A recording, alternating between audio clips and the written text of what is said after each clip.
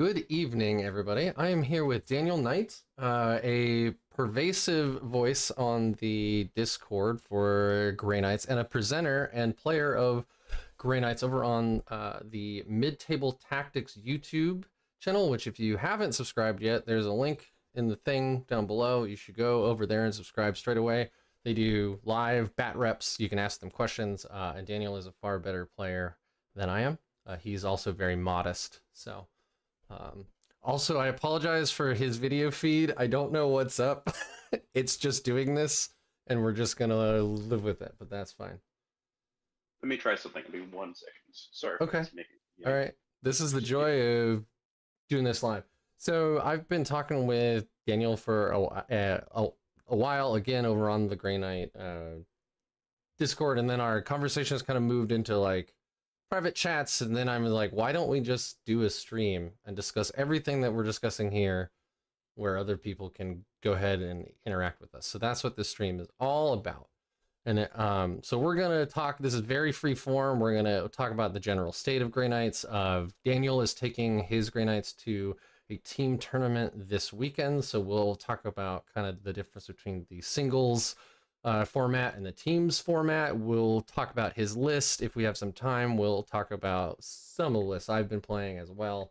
But yeah, very free form. So if you have questions, if you have thoughts, opinions, whatever, stick it in chat. That's why I do these live. Otherwise, I could do super high production value pre-recorded video, but then you don't get that spice of it being live. So hey, Daniel, how you doing, man? Not too bad. Been pretty interesting trying to prepare for the upcoming event. I've captained for a teamed event before, but I didn't play in it. So playing in it has been a bit of a different experience, or prepping to play in it at least. Do captains not? I haven't done a single teams event. I've been asked to come to multiple of them, but I'm a new father, so going like disappearing for 2 days is hard right now. But anyway, what's the big difference Versus singles? Yeah, let's just get right into that. Largest thing is when you are approaching a team's event as a team, it's trying to figure out what bases you can cover, what armies you're trying to expect to go up against, and what to bring to that. Jake, who is a team captain, he's been on stream a couple times. He is bringing us in with the goal of trying to do as good as possible. This is one of the first couple teams events that have been started up, at least on the West Coast here, because it's been a growing interest, thankfully. But with that, we're trying to set up a bit of a name in a way. At least that's his idea in mind. On my end, I just want to try and have some fun. Of course, yeah. Get some different experiences trying to play Grey Knights rather than just doing all-rounders list. Having a single focus or goal. Yeah. With that, the other part has been preparation. Shoot, see the video. Anyways, no, that's all part of it. So what's it like, man? What's the preparation? Like, what do you mean? Did you have to build extra models that you didn't have ready to rock, or did you have to go to team meetings to figure out your overall strategy? Like, what's up? It's more been a constant discussion over the last couple months to weeks. Since we have enough guys going, we're going to have 2 teams going. Oh, wow. One team had more of a goal of more of just drink and have fun. Sure. The other one wanted to have more of a competitive mindset for that. Also drinking a little bit, because can't go without that. But the biggest thing has been creating a matrix and trying to adjust lists to cover weaknesses, I guess, for the teams. Mm-hmm.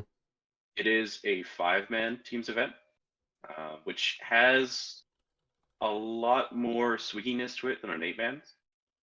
Certain matchups are harder to avoid because you don't have as much leeway. Right. So it's been trying to take the certain armies that will cover our bases as best we can. So let me back up slightly. For those of you who know nothing about the teams format, so generally, and each one can be different, but generally speaking, you have a 5v5, so a 5-man team versus another 5-man team, or an 8-man team versus another 8-man team. There are caveats to what armies can even be brought. So generally, you can bring one army from each codex, or in this case, index. So like you can't just have an 8-man team of all Hypercrypt Necron. Okay, you can have one Necron player. That's it. You can have one Grey Knight player. You can have one Space Marine player. It doesn't matter if they're Dark Angels or Blood Angels or whatever. You can have one, right? So what that does is it means that there's a wide variety of armies that are there instead of everybody just trying to pile on with whatever the meta choice is. And then you have a setup where before each round, and this is where things get a little sticky to me, the teams get together and the team captains, they have like this little board, or they can have this like board, and they'll you can win attacker defender roll-offs per matchup, and then you decide who, you do a counter pick for the other team's pick. So if they have, let's say you have a all gladiator lancer, like, crazy anti-vehicle list, and somebody's like, okay, well, we're gonna play our Imperial Knights. It's like, okay, Rick, this is your time to shine. Like, this is your matchup. We built you to do this. Then the other team's captain could slap me down to go into the Knights. But if I go into like, unyielding swarm nids, I'm gonna have a real bad time. So there's that part of the meta about choosing who's going into whom, and it switches off between team captains, right? Yeah. Yeah. So to go into specific detail for those who want to do a little bit of research, we are using WTC pairings. If you go to the WTC team site for 40K, they do have details on how the whole thing works. In this case, the way they do it is that both captains come forward. They both put forward a defending player, and then each at the same time will put down 2 attackers to go against the opposing defending player. Okay. The defending player, captain, gets to pick one of the 2 attackers, and then they repeat the process until everyone's paired up. Got it. So it's a lot of trying to plan in the pairings moment. It's trying to figure out what they might put against you as a defender and what you want to try and get into that. So it's a kind of a bit of a guessing game mixed with thinking about what you're going to try and do. And then also there's stuff like, are you guys doing the light, normal, and heavy terrain tables as well? Okay. So like that's another level of the meta where like, maybe I know I have a really like shooty list, right? So I want a medium or light table, right? Like maybe I'm Tau with a whole bunch of rail guns from 9th or whatever. You want like a planet bowling ball, basically. And you want to be put up against like orcs or blood angels or some kind of melee army, right? So like you can take matchups that aren't good for you and you can skew them one way or the other by picking a different terrain layout. So, if you're going into a really shooty list, but you have a melee list, you can be like, well, we want the heavy terrain table, and that will help skew that map. So there's a lot of levels of the meta going on here, more than I open BCP and I go to table 44 and I'm playing whoever's there. 5-man teams is already a bit of a mind game. I haven't done an 8-man's before, and I dread to think about the level of trying to figure out what goes where. There is always the option that if you just want to have fun, normally what team captains do is that they'll have like a deck of cards of like each player they'll have. And what I've seen some people do is if they don't want to deal with the mind games, they just shuffle up the deck of cards and randomly deal out who's attacking and defending. Oh, wow. And that's a strategy in itself, because if you don't know what they're planning, the opponent will know what you're planning. Exactly. Who knows? Oh god, so now we're into like game theory. So this is actually really exciting because like I think it's usually done with chess, but you can also do it with any kind of competitive game like StarCraft 2, where there are like meta levels, right? And there's like a newbie who doesn't know shit, right? They're like, I play Protoss because they're shiny, and I like to build zealots because I think they're great. And then you get like a grandmaster playing against them, and the grandmaster maybe doesn't know they're like a newbie, so they're expecting, okay, well, I play Terran and they're Protoss, so I need to have like this kind of build. I need to like think about these timing attacks and stuff. And the newbie's just like, I'm building zealots. And then maybe sometimes the newbie will run over the grandmaster because like the grandmaster wasn't expecting 100 zealots on their like doorstep. They were expecting a well-rounded, like well-piloted army. And so that's kind of part of that too. Like you can just fuck with people and be like, meta, what meta? Ugh, and throw them all up in the air. That's kind of cool.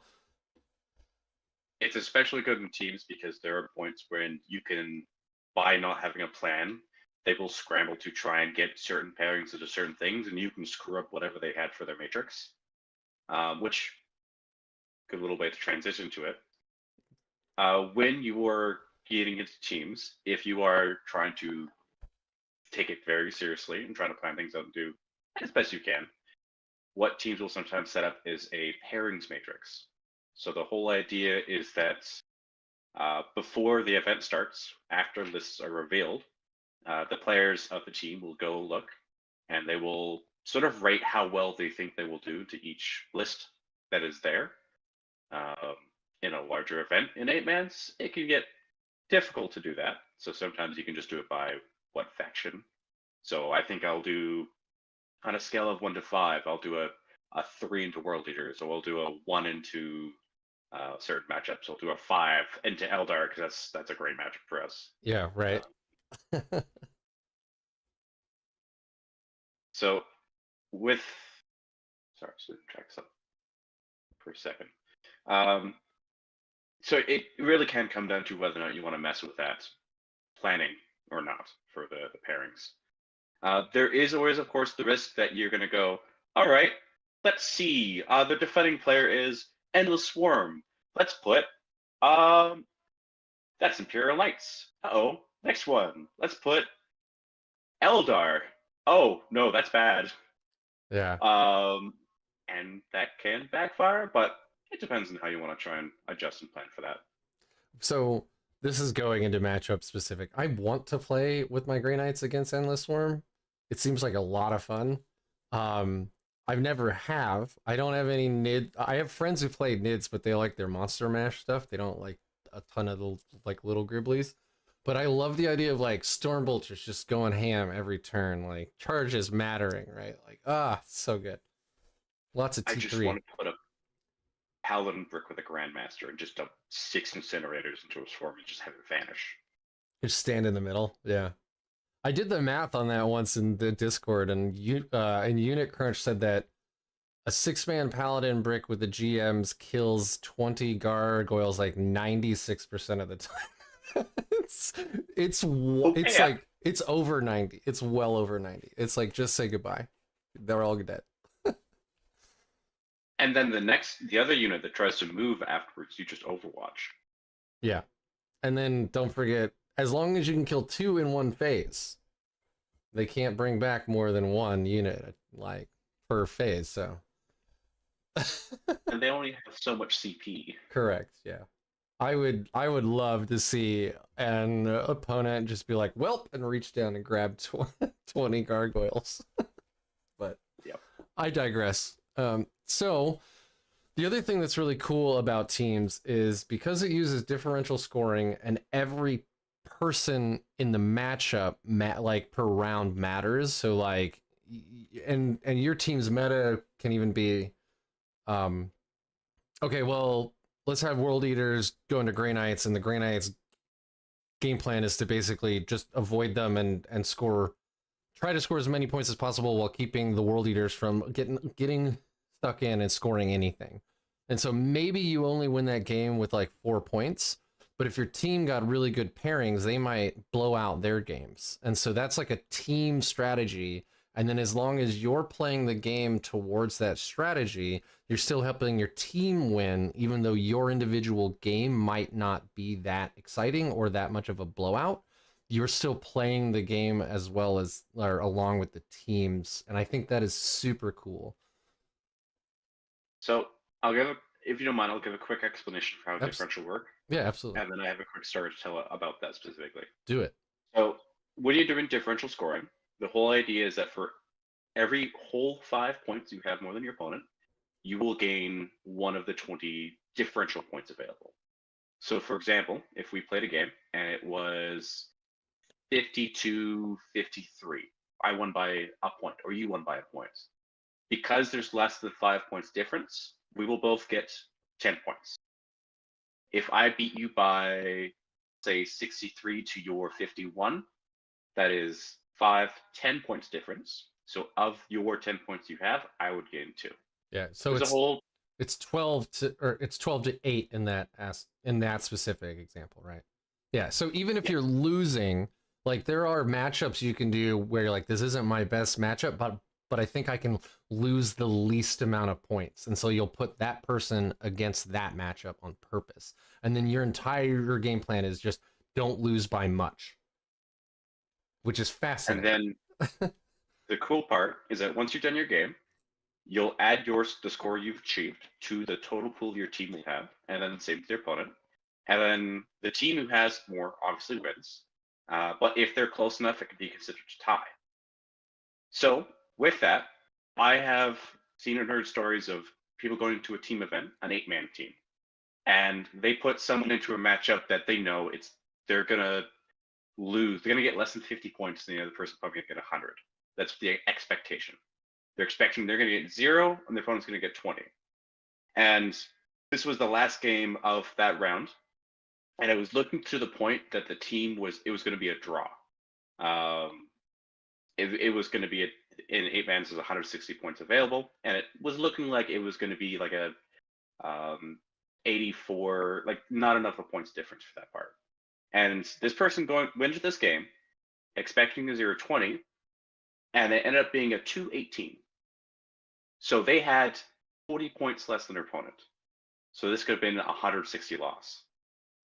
But because they got those 2 points, their team cheered and they grabbed this man and lifted him off the ground, just excited. Because he got those 2 points, they won the round. So it's moments like those where even if you lose the game, just participating and giving your all is honestly pretty fun. And it's nice even having the losses be wins in their own way. Yeah, that's actually really cool. That's a thing that you don't get in singles, right? If you lose, you lose.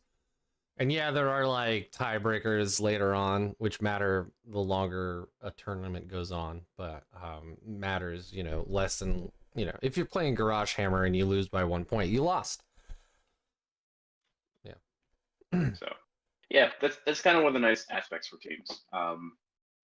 It is also nice when you go with a group of guys. It's very much like a bonding exercise, just a way of just getting close to your buddies, hanging out, going to dinner after the first day, and then instead of just talking about what pairings you had and all such that, it's building up to that day of, oh, this match went well, and talking together about all these little things and how your game might have gone well or poorly, and into that whole aspect. And kind of one of the fun things about Warhammer in mind, at least, is this, in a way, the social aspect.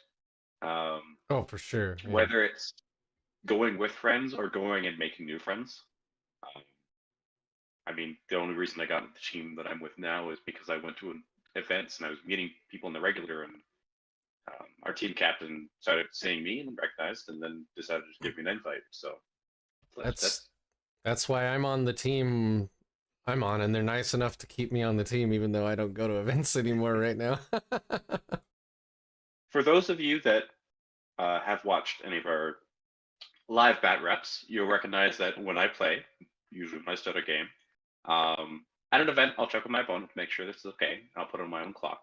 But on stream, I will do a chant, if you will. And I'm glad because it, to a point, drives some of my teammates nuts, but they also love it. So I'm glad they still hold me dear for that, regardless. You want to do it now? You don't have to. You don't have to. Which one do you want? I have an Imperial Knights one, and I have one for Grey Knights. Well, come on. This is a Grey Knight string. So you got to do the Grey Knight one. So I'll explain the origin afterwards quickly. It's Blade with whom I have lived. Blade with whom I now die. Serve right and justice one last time. Seek one last heart of evil. Steal one last life of pain. Set well, old friend, and then farewell.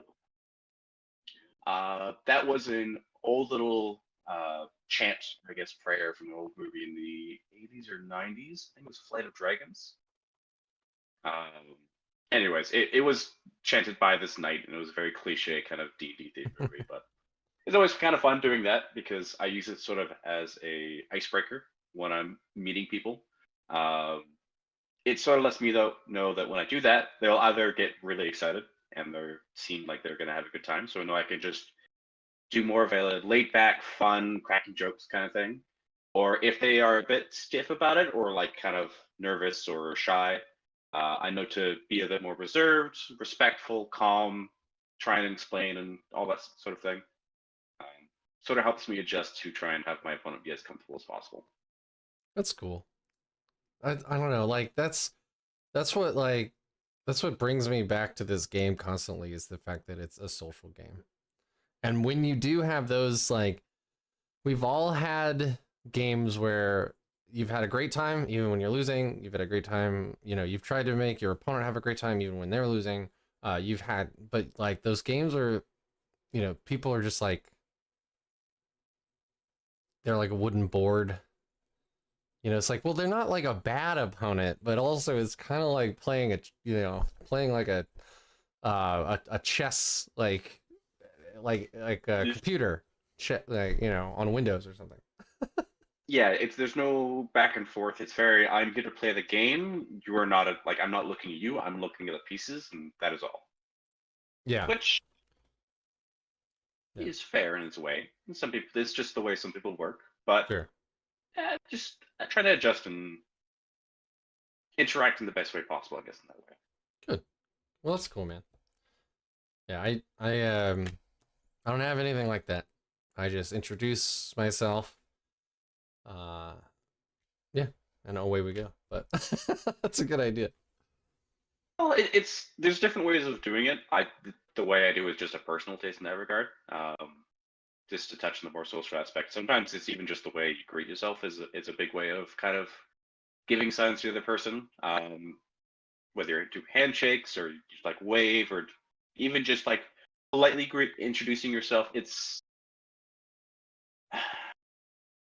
probably getting more into like the realms of psychology and such, but it sort of helps give an initial impression to your opponent and it allows you, I guess, can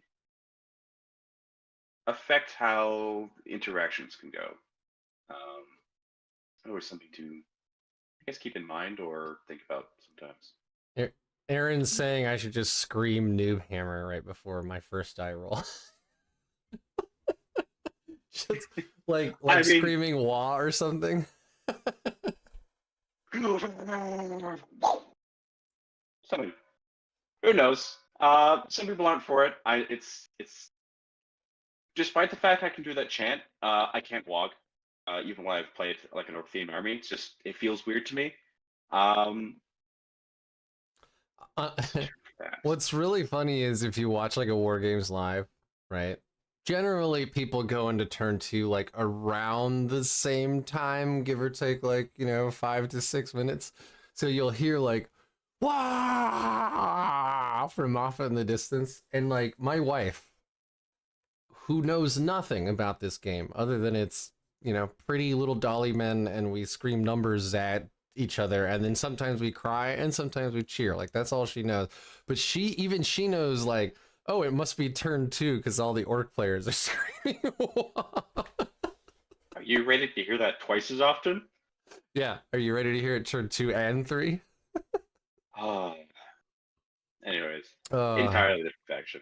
yeah, it is absolutely hilarious. All right, so do we want to get into the state of Grey Knights? That's actually what this video is titled. And I feel a little bad that we started with the team stuff, but also like this is gonna go on for 2.5, 3 hours anyway. So just buckle in, everybody. Um, so do you want to go into the state of Grey Knights? Sure. So overall, at least I believe right now we're sitting pretty comfortable. I'm actually just going to Are bring you up. gonna pull up stat check right now? Yeah, It's a honestly, race.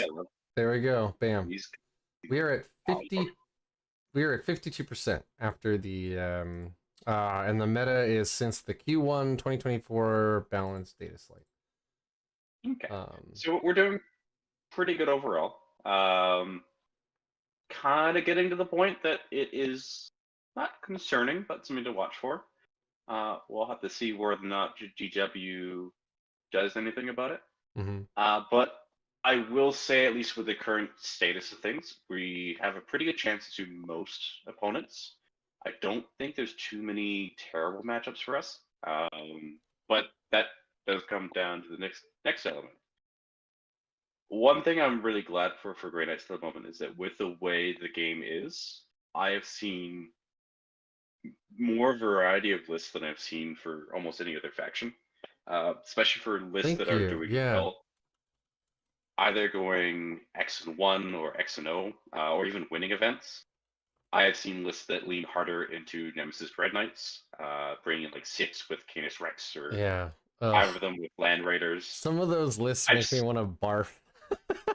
Like, I know why they're good, but also they don't. You're just playing Imperial Knights that teleport at that point. no. You're playing better Imperial Knights. As someone who plays Imperial Knights, I wish I had invulns in melee. Yeah, sorry, buddy. It's okay.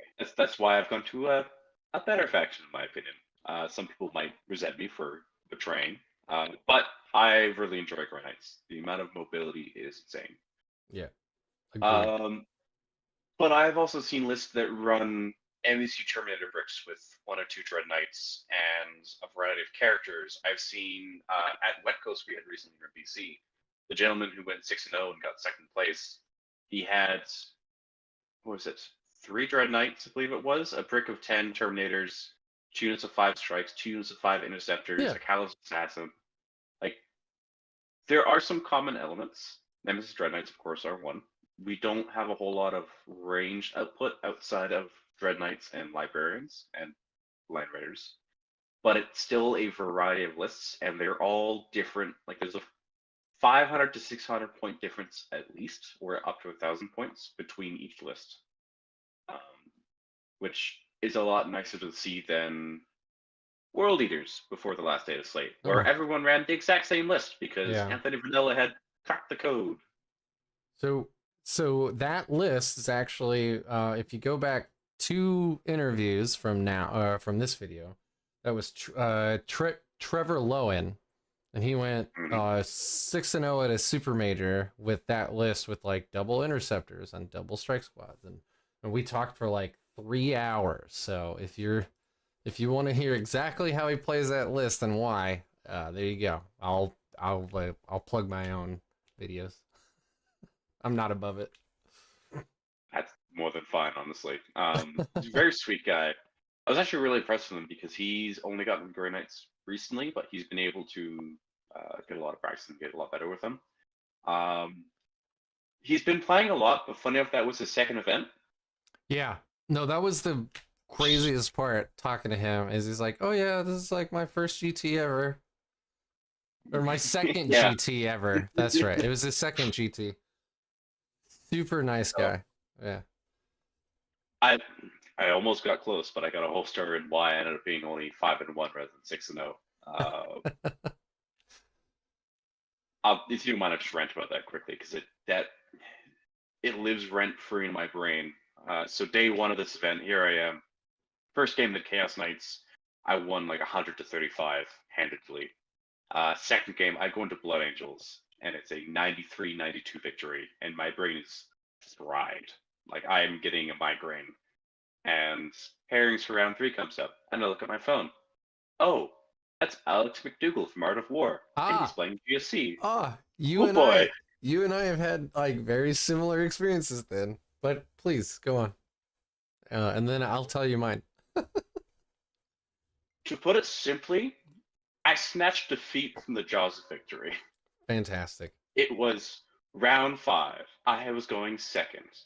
I had a Grandmaster on Dread Knight sitting on an objective. It's places of power. If I can kill 3 out of these 2 neophytes in melee, I can get 11 points, and I'm going to win 73 to 71. You Because I stepped had off the objective, didn't you?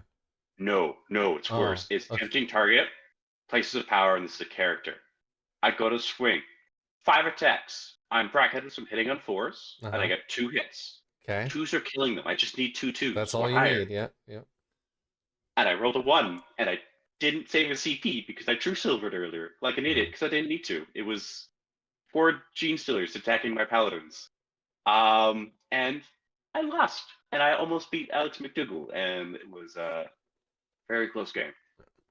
But it was funny because the next round, for round 4 the next day, Alex got paired into another Grey Knights player, where the Grey Knights player made all their 4-ups and tabled him. So, yep. revenge? Oh man. So my Alex McDougall story is I go to LVO 2022. Yeah, 2022. My first pairing is into Tau. This is 9th ed, and this is my first win ever, 100 points. He was a very nice guy, this Tau player. I beat him silly. Like, all my powers went off. I had +1 to wound, all that crazy shit. Like, just 5 Dread Knights just blew every vehicle he had off the table. All my interceptors charged and just scored me massive amounts of points. So I didn't realize this. Like, I was very proud of myself. I'm like, I got my first 100. And then I'm like, oh no, I scored 100 at LVO. So round 2, I got paired into Alex McDougall, who was a very nice man as he proceeded to beat my ass for the next 2.5 hours. Very nice man. And he was like explaining right after I made a mistake, he explained what I did and why that's a mistake. And then he treated me like a Muppet, and like it was not good. But he was very nice about it. I lost that game like, I don't even know. I think I scored like 30 points or something. You'll be the sweetest man, but he'll crush your soul at the same time. Yeah, with the kindest smile. We're friends on Facebook now. We still chat. Like, he's a great guy. But yeah, he showed me the meaning of experience. He was playing NIDS. But it was when they could soup in a lot of Gene Stealer Cult, so it was kind of like halvesies, I think, if I remember right. Anyway, it was basically half and half, where I can't even remember if it was Gene Stealer Cult or NIDS he was playing, but it was one of the two. Anyway. Forces of the Hive Mind. Yes. He was Animal and I was the drums. Correct. That is correct, Sindri. But yes, very nice man. So I get it. So to relate on this, actually fun enough, now that it's been brought up, to go back to the current state of the meta for Grey Knights, that has surprisingly been a big change for us in the matchup. Previously, before we got the Nemesis Dread Knight change, when we were largely Terminator bricks or MSU focused, Gene Stealer Cults was a terrifying matchup because they loved units of 5 or more infantry, because those bomb bricks would come down and just pick up anything. But funny enough, satchel or the demolition charges, right? That's what it on the bike guys or something. It was just wild. Yeah. Just the infantry. You'd have the 10 acolytes with 4 bombs and like 6 hand flamers, and they would just come down within 6 inches. And these would be D6 +3 plus blast each. That were strength 12. They can get up to AP -4, 2 damage with sustain 1 and ignores cover. Yeah. Okay. With a nice stat line. So, yeah, great at killing Terminators. But now that Dread Knights are in the mix, they actually don't do well into Dread Knights, funny enough. They kind of bounce most times, because now they're winning on 3s. They don't get blast. And that little bit of a difference actually helps a lot in terms of surviving that initial hit. Well, them getting politely adjusted, not always bring their infantry back, did help a lot, because then it was 2,000 points fighting like 2,400 points, not 2,000 points fighting 4,400 points. yeah, that makes a difference. But also the prevalence of incinerators in a lot of lists has gone up tremendously, I've found, with Dread Knights, and now Paladin bricks running with 5 incinerators and an incinerator Grandmaster, which has been a lot more popular lately. That's made a huge difference for that matchup. Alex told me specifically in our matchup that he despised the Paladin brick because it was 6 flamethrowers that wounded on 2s, ignored cover, and had -1 that he couldn't interact with, because as soon as he dropped within 6 to try and shoot them with bombs, I'd just pop sigil and disappear away, and then I'd pick up a couple of his units. Yeah. Um, Yeah. just nothing he could do about it. So that Yep. entire matchup has changed for us. Yeah. I mean, I think that we're just in. We went from scraping like sort of mid 40s, maybe, and then we got our little buff and just buffing the Dread Knight that much, right? What was the other change we got? Usually I know this instantly, and now I can't remember what it is. Librarian went up 10 points. Yeah, The that Dread Knight got +1 to hit for its melee weapons, essentially. yeah, Or okay. its weapon skill. Yeah. And then an extra AP on the side cannon and ignores cover. Yeah, that was I have it. The buddies that extra will. +1 to hit. That's the Some of my teammates, specifically Chris Powell on my team, will hound me about it. Should have been an extra AP or ignores cover, not both. So wham. hopefully that stays. Wah, exactly. It's like, oh no, I have shooting now. Yeah, Yeah. exactly. It's Um, like when the Hypercrypt came out and everybody's like, "Oh, cool! Look, guys, it's what Grey Knights would be like if they had good shooting." what's that? Good shooting? All right. Yeah. Instead of Um, relying on 9-inch charges, except for one Drago charge per game. Like, come or on, guys. librarians, which are either the Emperor's gift to our faction or your bane, as they either blow their own heads off or kill some of your own, or just do nothing. Or they Yep. will kill a Warhound, not Or Warhound. two of them will just bitch slap Magnus. Yes, just go away. Yeah. Just like, it'd be a shame if a 460-point model were to just evaporate. I unfortunately I don't have the best luck for the 2d6 mortal wounds because usually I'll roll a 6 and then I'll do like 2 to 5 mortal wounds. Yeah, you're like, oh, it's the Um, average. but the first time I ran 3 of them on stream, it was against Chaos Demons, and I gave my opponent a heart attack as I rolled 3 6s in a row.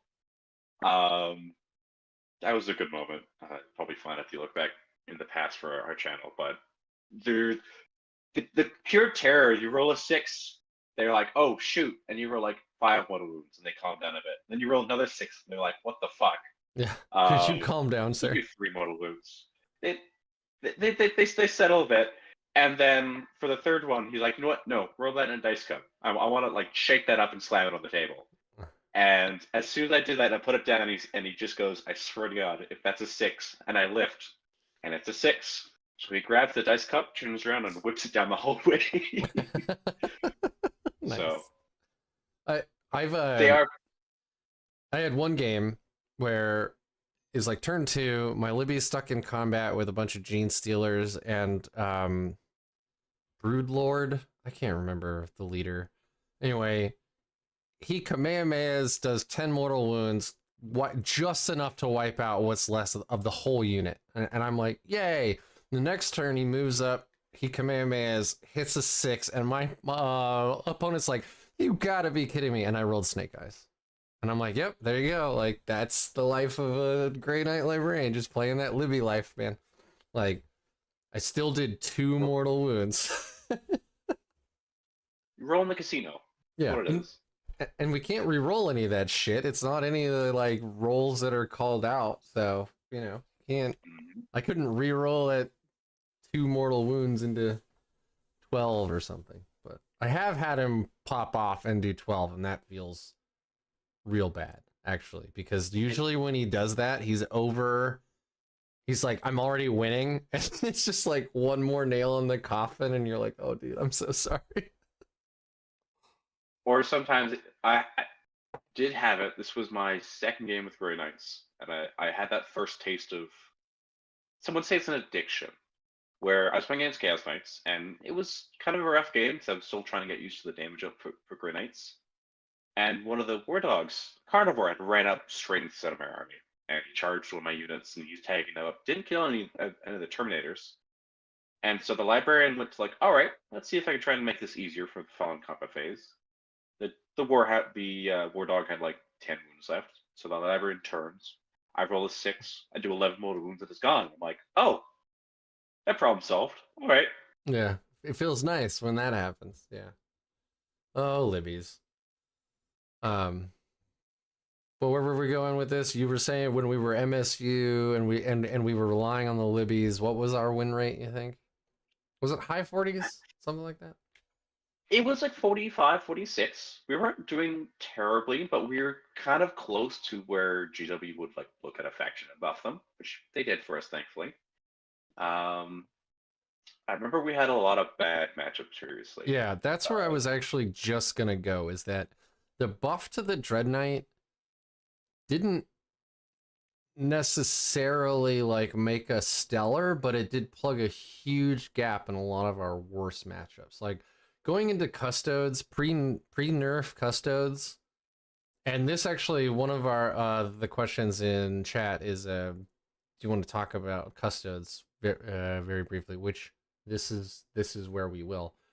Pre-nerf custodes was one of the worst, most uninteractable, uninteresting matchups I've ever played. Like, I mean, fresh index. I went to a GT with my Death Watch, and this was also pre-nerf Death Watch. I went into custodes twice out of my 5 games. Those were the 2 games I lost, and it's because they would sit on each middle objective with a 10-man brick of Custodian Guard, and even with Anti-Infantry 2+ on all my weapons from special issue ammunition, I would kill 3 to 4 of them at a time. He'd bring one back. I couldn't charge them. My whole melee brick was basically useless that whole game because I could not charge them. He would just fight first and murder me. I hated both of those games. They were terrible. And there was a shield captain in 2 of the 3 groups. So if I charged one, the other 2 could still fight first. They could all pop fight first for free. And I'm just like, how do I dig you out? I can't. You play Eldar? I guess, yeah. If you do, well, even then, they still have their 4 up to mortal wounds. So even if you brought like the dual Wraith Knight, like auto devastating wound 18, like you could kill a brick over a game, I guess. I mean, at Tacoma, the top 2 players that were played off were 2 Custodes players, and they had gone through several Eldar players beforehand. Yeah, and then how do you play that game? Yeah. In terms of like current state, before they get the new codex. Yeah, so I think they wanted to talk about how they are now, that like what's the real like down low on their new codex, and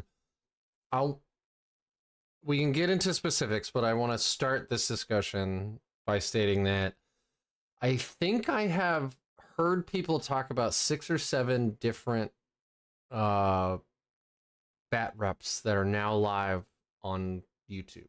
You can go watch all of them. Some are done by like Art of War, some are done by Tabletop Tactics, and some are done by folks who are like more or less skilled, or lesser skilled than that. As far as I know, and they're always Orcs versus Custodes, because those are the 2 codexes that are coming out next week for pre-order. Orcs win every single one of them, like handily, like by 40 to 60 points. It's the Custodes got absolutely shut down with this codex. There's a couple of lists I think some people are playing with that they think might have some teeth. There's a specific detachment that will take Grey Knights to the cleaners if you don't interact with it in a specific way. But I don't think that list is good into almost anything else in the meta, so because they can shut down Grey Knights, that doesn't mean anything. You know what I mean? Are you referring to Talons? Yeah, the one where the Sisters of Silence can give the Custodes like a 4-up field of pain against psychic attacks, or a 3-up field of pain against. It's something wild. I actually don't think so. Well, let me get into why. The issue with Custodes, now that Trajan doesn't ignore modifiers, is that their whole army now is susceptible to True Silver. And they hate AOC effects, especially on 2-up saves. So with that, yes, it's going to be harder for us to kill them, but we still have that element of being able to put most of our output into one section of the board. and deal with those problem units just through weight of dice. Yeah. There's also a matter of positioning is important. If they don't do it right, or if we're able just to throw and drop and put only the sisters unit in line of sight, we can just kill the sisters unit. Yeah. There goes their Feel Pain. And that's the Um, and that was the specific way that you can interact with them that I was talking about, is killing the sisters units that are giving the custodies the big feel no pain. There is a stratagem where if you target the sisters unit and there's an eligible custodies unit, you must fire at the custodies unit instead. You can play around that by making sure that you don't have another eligible target that's a custody, or you force out that stratagem with a unit, like maybe it's a unit of like Terminators with a bunch of Stormbolters and 2 Flamers, and then they can't use it again in that same phase, and then you roast the sisters unit with your Paladins with 6 Flamers instead of your Terminators with 2 Flamers. So, you know, there is some play there. I don't think it's like impossible. It's not like we just lose.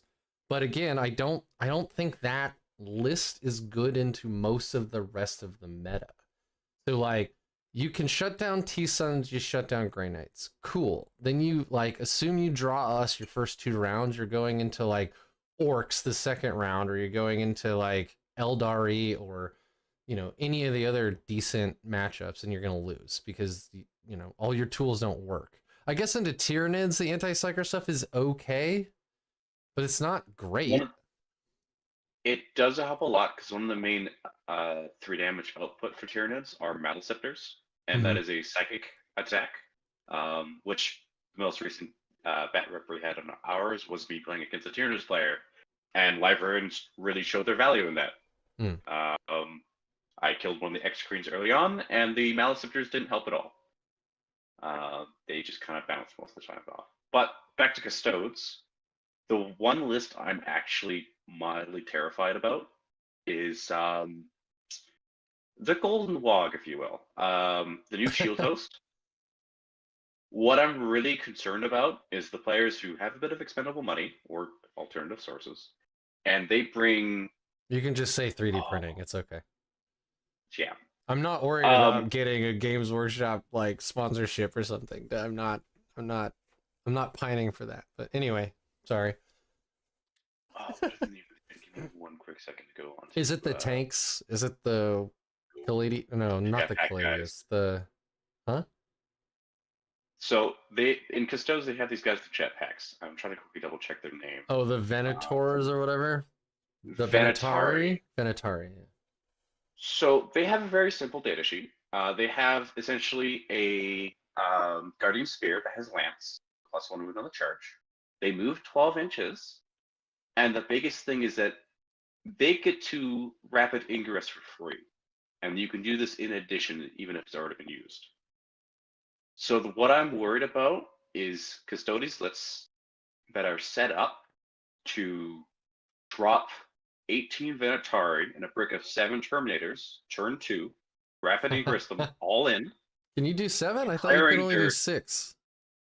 It would be 6 plus with the shield. With the leader. I'm sorry. Yeah. Yep. And that unit of Terminators will have their grenades that are strength 4 P-1 that can get ignores covered from the captain because of the new enhancement, and either have lethal hits and sustained hits. And all of a sudden now you have 25 Custodes that are 9 to 12 inches away from you. 18 of them move 12, and they're going to be getting crit hits on 5s with, I believe, lethal and sustained at AP3. That is a lot of attacks at AP3 is reliable value. That will hit very hard. There will be some matches where they'll hit something that they can't kill, and they'll bounce off of it. But there are going to be some matches that I do think they might just steamroll over people. The detachment's gotten nerfed quite a lot, but the data sheets are still good, and that is something that Custodes have in spades, is strong data sheet. I feel like it's kind of the opposite of what Grey Knights have, to bring this back to the state of Grey Knights slightly. It's like, we have okay data sheets, like, and I think people looked at Teleport Assault as an army rule, and they're or as a detachment rule, and they're like, that doesn't add lance, or it doesn't give us +2 strength and +1 attack, so like it's not that great. It's like, no, it's really good because it's movement for free in a game where you win in the movement phase. So it doesn't And look sexy, but it's kind of sexy. there's something terrifying to some players about having 20 Terminators and 2 bricks of 10, just being able to be anywhere, and it puts them into a state sort of analysis paralysis, where they don't know what to do. Because if they extend out, what if I get jumped here? What if they jump behind me? Or I've got to screen out this, or Yeah. if I end a move within 9, they can either move 6 or disappear. And like, what if I want to get to them? How do I deal with that? And they get into this state of worrying so much about making decisions to the point that they don't make decisions, and that can lend favor to us. I do agree that while Grey Knights can lack in output buffs, and we don't have good weapon data sheets, I do think that in terms of stat lines, just due to having Ancients in our Terminator squads, Yeah. I mean, there's that. Apothecaries, the amount of times I've mentioned that I have an Apothecary in a unit, and my opponent goes, "Oh, maybe I'll try and precision them out," and I tell them, "You can't. It's not a character," and they just kind of go. That's the same thing they've asked. Like, I've had almost every opponent I've played recently ask me the same thing. Like, I'll explain, this is an Ancient. He gives me +1 OC. This is the Apothecary. He can bring back one guy a turn for free. And they're like, oh, so I can precision let them out. And I'm like, no, they're just an upgraded member of the unit. Like, you can precision out the Librarian, or good luck precisioning out Drago. He has 7 fucking wounds.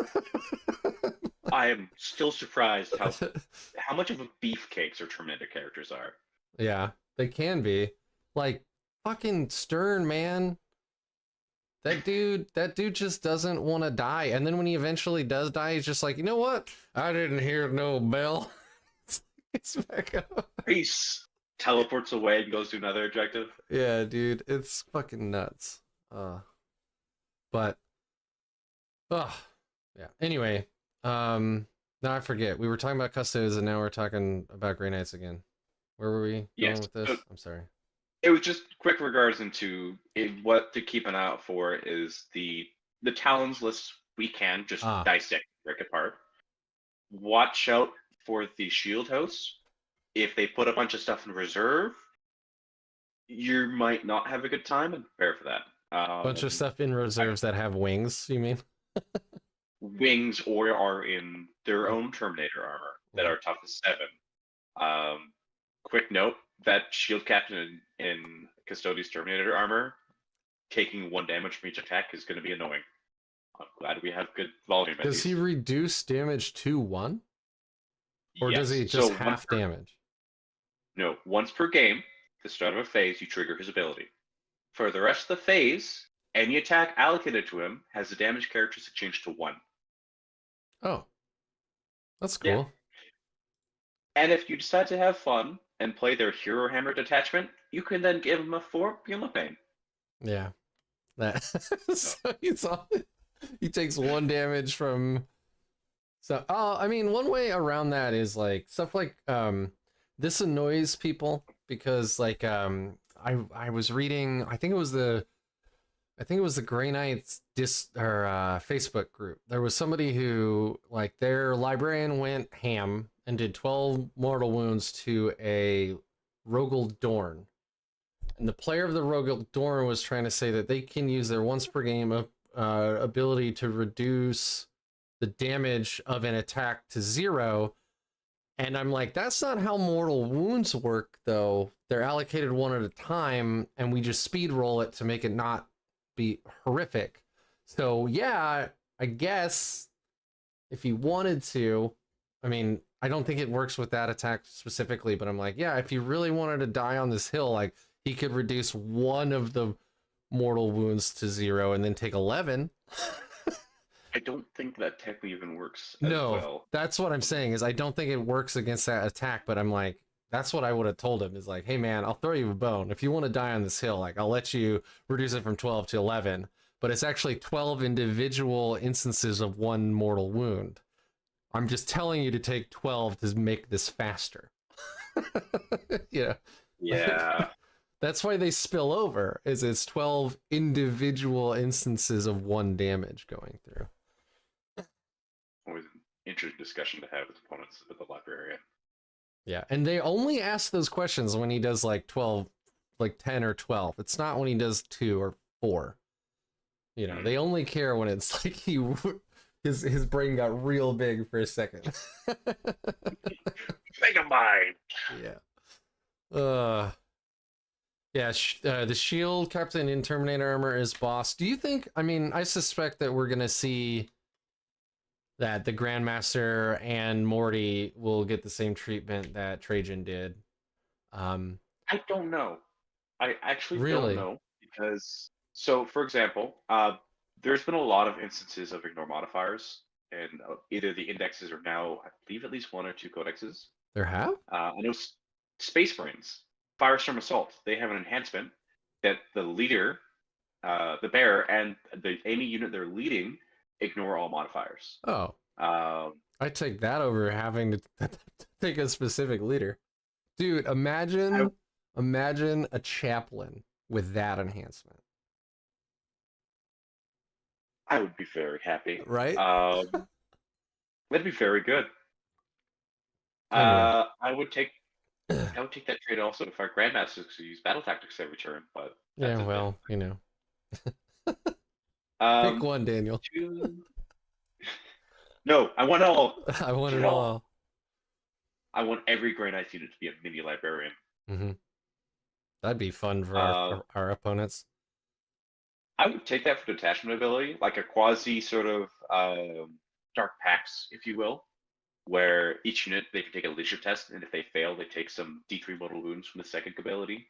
But if they pass, they get to do D3 mortal wounds. Yeah. No, that's like, I was saving this topic for later, but you brought it up. We'll leave that for later. I do want to address some things for the meta. Okay.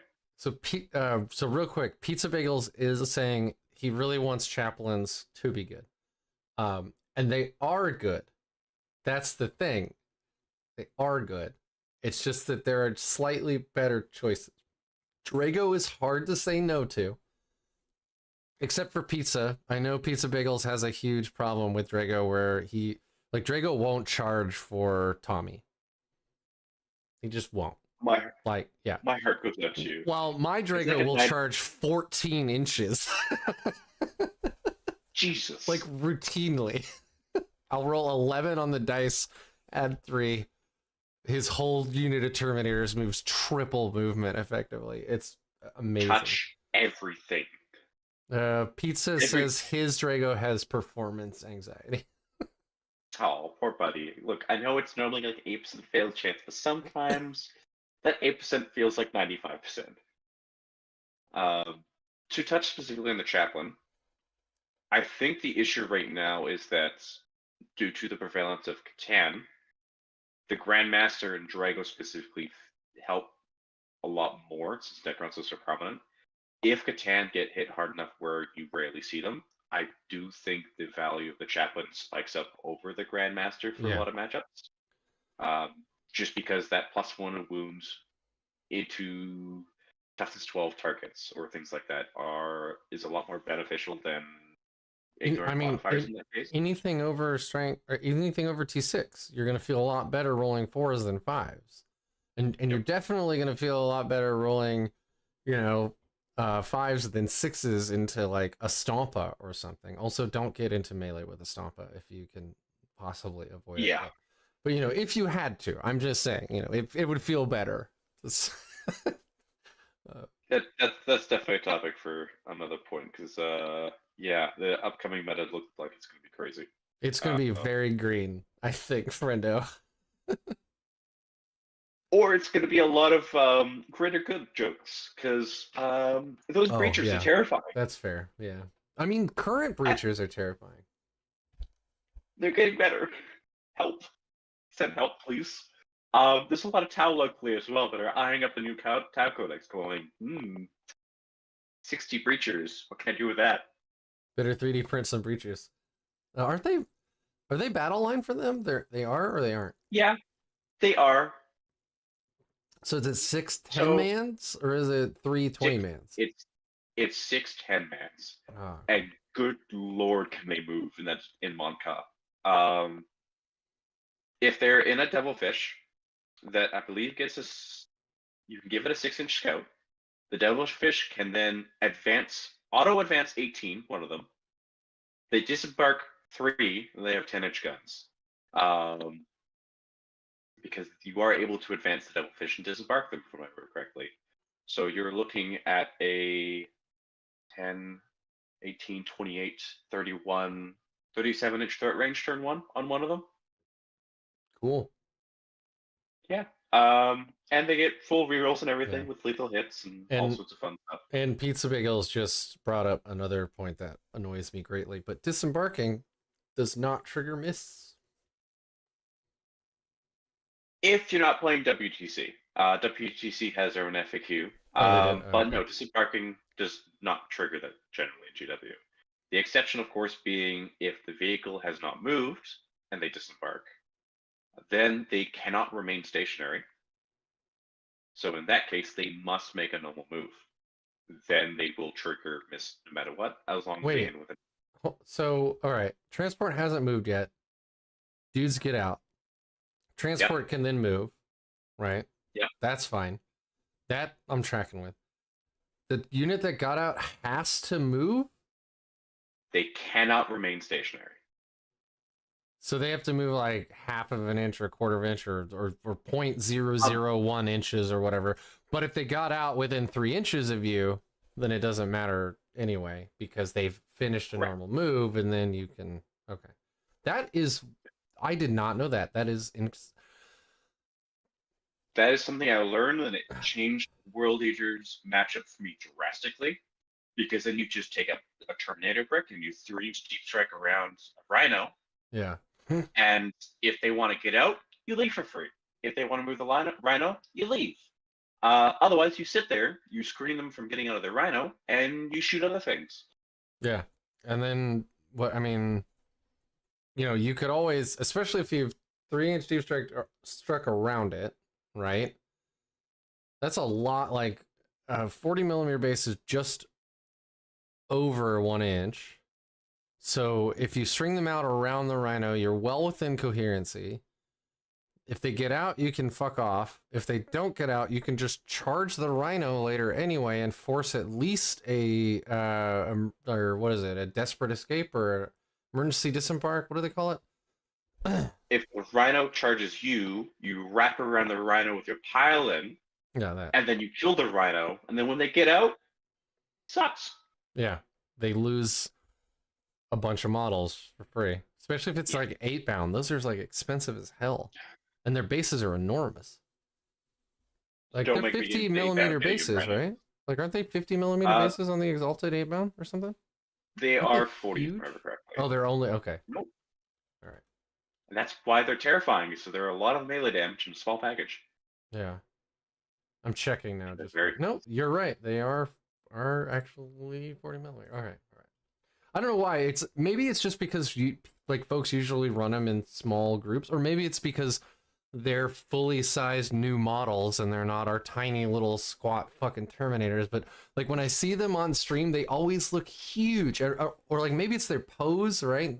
Like they have like these big, like dynamic wide poses. pose, Yeah, big and backpack like with skull racks, yeah, and like twice the height of a very nice Terminator. and our guys are like, "What's up? We're just here to party. Like we got a side cannon or something. It's all good." Yeah. Short kings coming through. Oh, yeah. Excuse me, sir. I may be under 6 feet, but get out of the way. Yeah. So to go to the matchups, now that World User brought up. So I'm just going to quickly run through all the other factions that we could deal with, and I'm just going to say, do you mind if I just say whether or not that got better or worse for us? Yeah. It's been a lot of all right. So lightning round. Ready? 1, 2, 3. Bzz. Okay. Adeptus Sororitas, that's been the same for us no matter what, because we have abundance of 2-hit saves, high volume.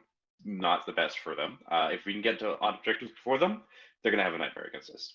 Custodies, that has gone way up. We actually win a lot of games with them now. Agreed. We're a nightmare for them because we can set up Dread Knights 23.5 inches away, and they need a Blade Champion to advance and charge to get to them, and they need to roll a 6 to advance, otherwise they can't charge. Defense Mechanicus, that one has been rough. If you bring Dread Knights, you're going to have a bad time. If you bring lots of Terminators, you can have a great time. Simple. They have a lot of anti-walker and anti-vehicle stuff. Eldaring has been a piece of cake, still is. Astra Militarum, also rough. They like to have a lot of Melta and Melta Mine, and the recent builds have been bad for us. And So tanks, just tanks are tough. Any abundance of high toughness vehicles are still rough. Manticore's indirect 3 damage abundance and Melta Mines against Dread Knights and abundance of just AP2 shots and such are annoying. Black Templars, that one varies. Generally, we have pretty good into them. Just need to avoid the Sword Brother and Bricks, but Nemesis Dread Knights do help with that. Blood Angels, iffy, very matchup dependent based on the player, just whether or not they rapid increase the Death Company and whether or not you have the shooting to deal with that, and depends on terrain. Chaos Demons, funny enough, that hasn't been the best matchup for us at times. It definitely depends on whether or not you have Drago. That can make that matchup a lot easier. Yeah. That makes the Eldari matchup easier. That makes a lot of those little yeah. Sorry. The exception is it's okay. It's okay. The exception is if you run into Corn heavy lists. Those are a bloody nightmare. Oh, the fucking blood crushers. That's one. 18 blood crushers. Chris Powell on our channel runs 6 Demon Princes. With 3 Blood Thrones, they do 6 damage attacks or 4 damage sweeps at AP3. Yep. That tracks. What do I do? What do I do against 18 sweep attacks that are strength 10 at AP3 4 damage? Oh, that's right. Because you can bring 3 blood princes on, or 3 princes on foot and 3 winged princes. So 6 total. And a winged prince can spike up to 18 attacks and have his attacks buffed by 3 Blood Thrones. And it's targeted on enemy unit for the buffs. So if he has multiple princes into the same unit, that unit's gone. And they have a 2 of armor, 4 pinfall, so they're tough to chew. But if you have Drago and Librarians, you can manage that matchup, sort of. You see, now you just want me to go print off some Corn Demon Princes. It is really fun. I do recommend trying it. Chaos Knights, generally a good matchup for us. If they're Warlock heavy and we do have either Dread Knights and Terminators, we can just go through them. If they bring more than 1 big, it can be a bit of a harder matchup for us just because toughness 12, unless you have good positioning or terrain to deal with them with Grandmaster Dread Knights. I've had a Grandmaster Knight walk up to an Imperial Knight Cascadator and slam him for 25 damage after saves with Feel No Pain. Highly recommend. Chaos Space Marines, they are in the dirt right now. Unless they bring several Forge Fiends and have the perfect list to counter you, they're going to have a rough time because the list to counter us doesn't do well into the meta in general. Dark Angels, the Lion Wing list with Storm Ravens and Dreadnoughts, not fun. A lot of -1 damage at the list. Not the best for us. That one's still pretty. That one's varied a little bit because they've had a lot of changes. Chaos Space Marines has gotten a lot easier for us. A lot of the previous matchups that I mentioned before, such as Black Templar's Blood Angels, have gotten easier for us because 3 damage shooting.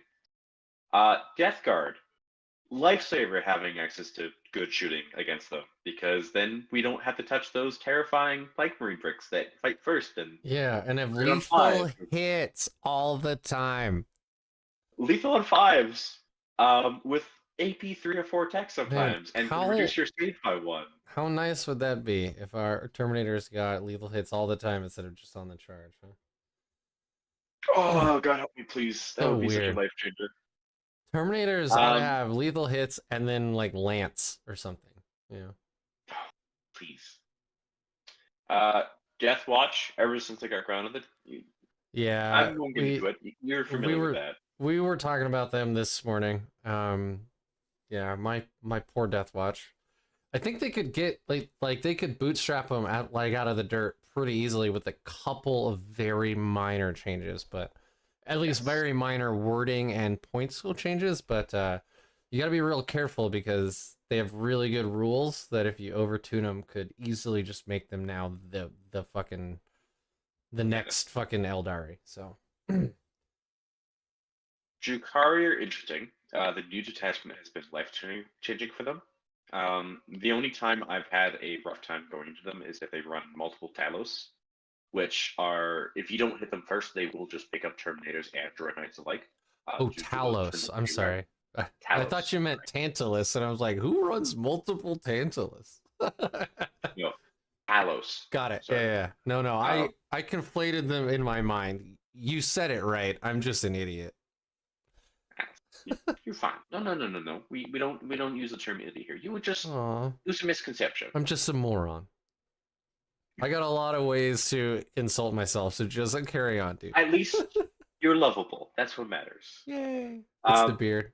but those haywire blasters will just look at a dread knight and make it vanish, and then Mm-hmm. they'll walk up to terminators and pick them up by the handful because they have Also, good melee for that. also, scourges with like strength 14 heat lances and stuff, or strength 16 heat lances, strength 14 dark lances, can also Those pick up dread knights just based on, you know, you're playing the casino. Do you roll 4-ups or not? can.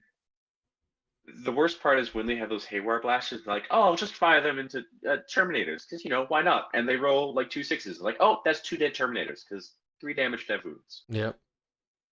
So that matchup varies. If they're just bringing boats and bodies, that's going to be a very fun game for us. Gene Yeah, Stealer Cult. for anybody listening that hasn't played that yet, our Dread Knights into their boats is not like they're all T8 or 9. You're wounding them on 3s with the Psy Cannon. The Psy Cannon is perfectly like positioned to just bring them to their 6-up invul. You're gonna like, I think, and especially the Venom, a lot of them rely on Venoms because they're cheap, they're fast, but they're only strength 6 or toughness 6, and they have like Yeah. 4 wounds or something, 6 wounds. They have 6 wounds on a Yeah, 4-up 6-up. So yeah, if 2 heavy side cannon shots get through, they're yeah. gone. So like, a Dread Knight deletes a Venom almost guaranteed every shooting phase. And if you spike a little hard or their saves are a little soft, you can kill Reavers or Ravagers. Which one's their transport? You can kill their transport boat pretty reliably too. Oh, Raider. Raider, thank you. Yeah. Yeah. You can I felt really bad. I went into a game against my buddy who his Drukhari beat me every single game with every single army I had all through 9th. He fucking smacked me silly. All edition, and we played against my Grey Knights with his new Sky Splinter, and I had him tabled turn 3, and I'm like, I'm not even like I'm not sorry. I'm not. Because you had all that Yeah, other just nothing. bullshit in 9th, so And Incinerators just love to pick up any sort of elf bodies. So, yeah. Cabalite Warriors, honestly, to the point even of Incubi. Yeah, they Those can are they can make one unit immune to Overwatch, which they usually do it with. That's the 10-man Incubi squad. No, because the 10-man Incubi squad gets who's the Incubi leader? In 9th he was an absolute beat stick. Drazar. Drazar, and he can't take an enhancement. So is it one of the 5-mans that usually gets the enhancement then? I actually don't don't remember. think people play. No one plays Drazar anymore, actually. Oh, really? Is he really Usually, bad? yeah, unfortunately.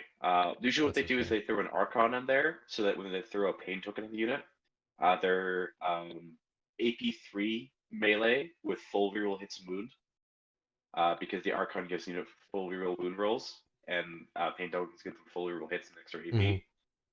So they can be annoying and do a fair amount of damage, but it's still something you can end up beating with proper positioning. Got it. Okay. Um, Going back to the matchups, Gene Stealer Cult, that one has gotten vastly better for us just due to the prevalence of Nemesis Red Knights. Well, I'm not going to them go also getting nerfed, you know. helps. That has helped. Yeah. Even after they got nerfed that first run, when they nerfed their coming back ability, they were still pretty rough for us just because they could pick up Terminators. Is that Uh, before we got our points buff? Because that was my after. God, when 10th hit, we were so expensive. This was after our points decrease on everything. After GSC got nerfed, before we got the Nemesis Drain Knight buff, Gene Stealers were still kind of a nightmare to play against. We just didn't have lists at the time that could either survive them hitting us, because they would strip us to a 4-bit rollable save with even True Silver couldn't help, but they had Ignores cover, so we couldn't go to ground. Mm-hmm. They just had the output and the proper profiles to kill Terminators, because seismic cannons are strength 6. They could be AP4 with D3 damage. They had the bombs, which again were AP2, I believe, base, and would also be great into big bricks. Mm-hmm. They had Webbers, which are, I believe, anti-infantry dev wounds. I know at least they're dev wound flamers, which are a nightmare. Man, Uh, I honestly, I'm sorry, tangent, uh, all good. tangent alert here. Um, I like the keywords overall. I really do. Like, I like lethal hits. I like sustained hits. I even like dev wounds. I don't like the and I like the anti-keyword stuff. I think that's great. Like, that's really cool. This gun is made for killing infantry. That's what it was built to do. Like, that makes sense. I'm totally into it. Where things get really dicey to me is when you have shitloads of rerolls and then you include stuff like crit hits on 5 or devastating wounds, and then you end up with, and obviously people, like, it is a competitive game. People are going to try to find the best build, and when I went into my buddy's CSM the first time before they were nerfed, and those Forge Fiends could pick up 4 to 5 Terminators or Paladins, even Paladins, because they're doing lethal hits. I don't think they were dev wounds, but like they're doing lethal hits, so -1 to wound doesn't matter. They're rerolling everything, and they're doing it on 5s or whatever. And I'm just like, how do I fight this? This feels like so oppressive to even walk my army into the middle of the board to try to score anything, And I'm Terminators. Like, do I have to play guard so I just throw you 20 bodies every turn and I don't care? Like, how do I play this? That felt The so first time I bad. ran, the first time I ran into a Forge Fiend, he was on stream. I was playing against my buddy Shane. He's a sweetheart. He's the kindest man you'll meet. He's very mothering, but he has a nickname, Shane No Mercy Mitchell. Um, I Sweetest guy you'll actually ever meet. Nickname, No Mercy. I actually had a halberd sticking out the wrong direction. So he had a Forge Fiend move 8 inches, could see the Yeah. halberd, and so he shot at the unit. They do have devastating wounds. If they go do that, they get hazardous in the guns. Oh well. Ah, And okay. That's what it was. it was a Nurgle one that he popped to get. He didn't even pop the rerolls.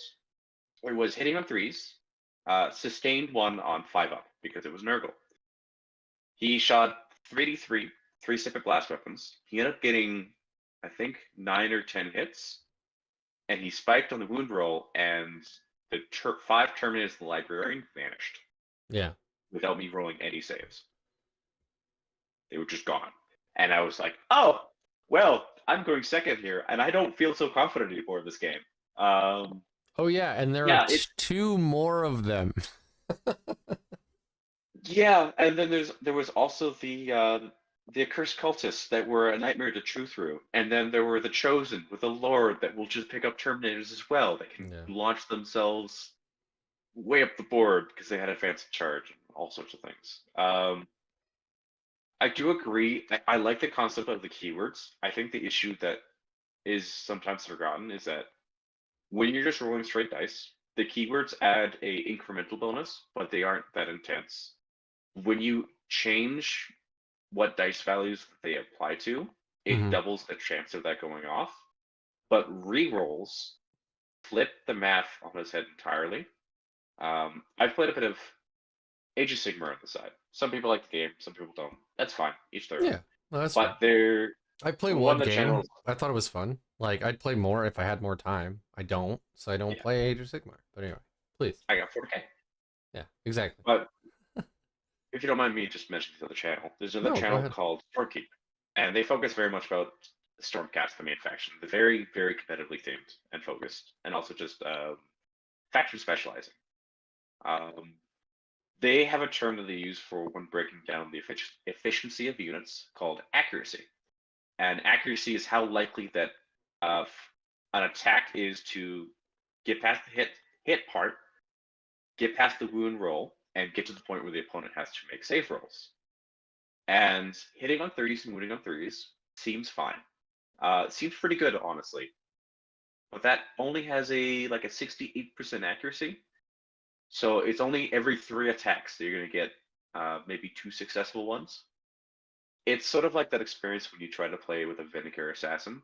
They're hitting on 2s, they have a strength 7 weapon. It's like, oh, you're hitting on 2s, putting 3s. Great math. With the Siege Breaker round. It'll be great. Yeah. It never And is. you Yeah. maybe get that more than half the time, even on 2s and 3s. It's not great. But when It's you not great. add rerolls, you go from a 66% chance of hitting, like a 2 and 3 chance of hitting, to a 8 and 9 chance of hitting, if I remember correctly. Or if you're hitting on 2s, it goes from a 1 in 6 chance of missing to a 1 in 36 chance. That's a Yeah, huge that's difference in. insane. Yeah. Yeah. Rerolls are a lot more fun when you're hitting 6s maybe or 5s. But when you're hitting on 2s, it can become to the point where why are you even rolling most of the time? Um, most time you're just expected to get most of them hit, maybe if 1 or 2 misses. So it's interesting. We'll have to see how GW addresses some of these issues. I know they've been pretty good. When they changed the moments being only rerolling hits, that was huge in my opinion. It forced Space Marines to look through for other avenues for buffs for dealing with wound rolls. So now that twin link means means a lot.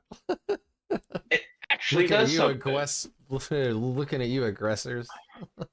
Aggressors, No. the Reaper, the Gladiator Reaper, the entire Stormraven, which all of its guns are twin link practically.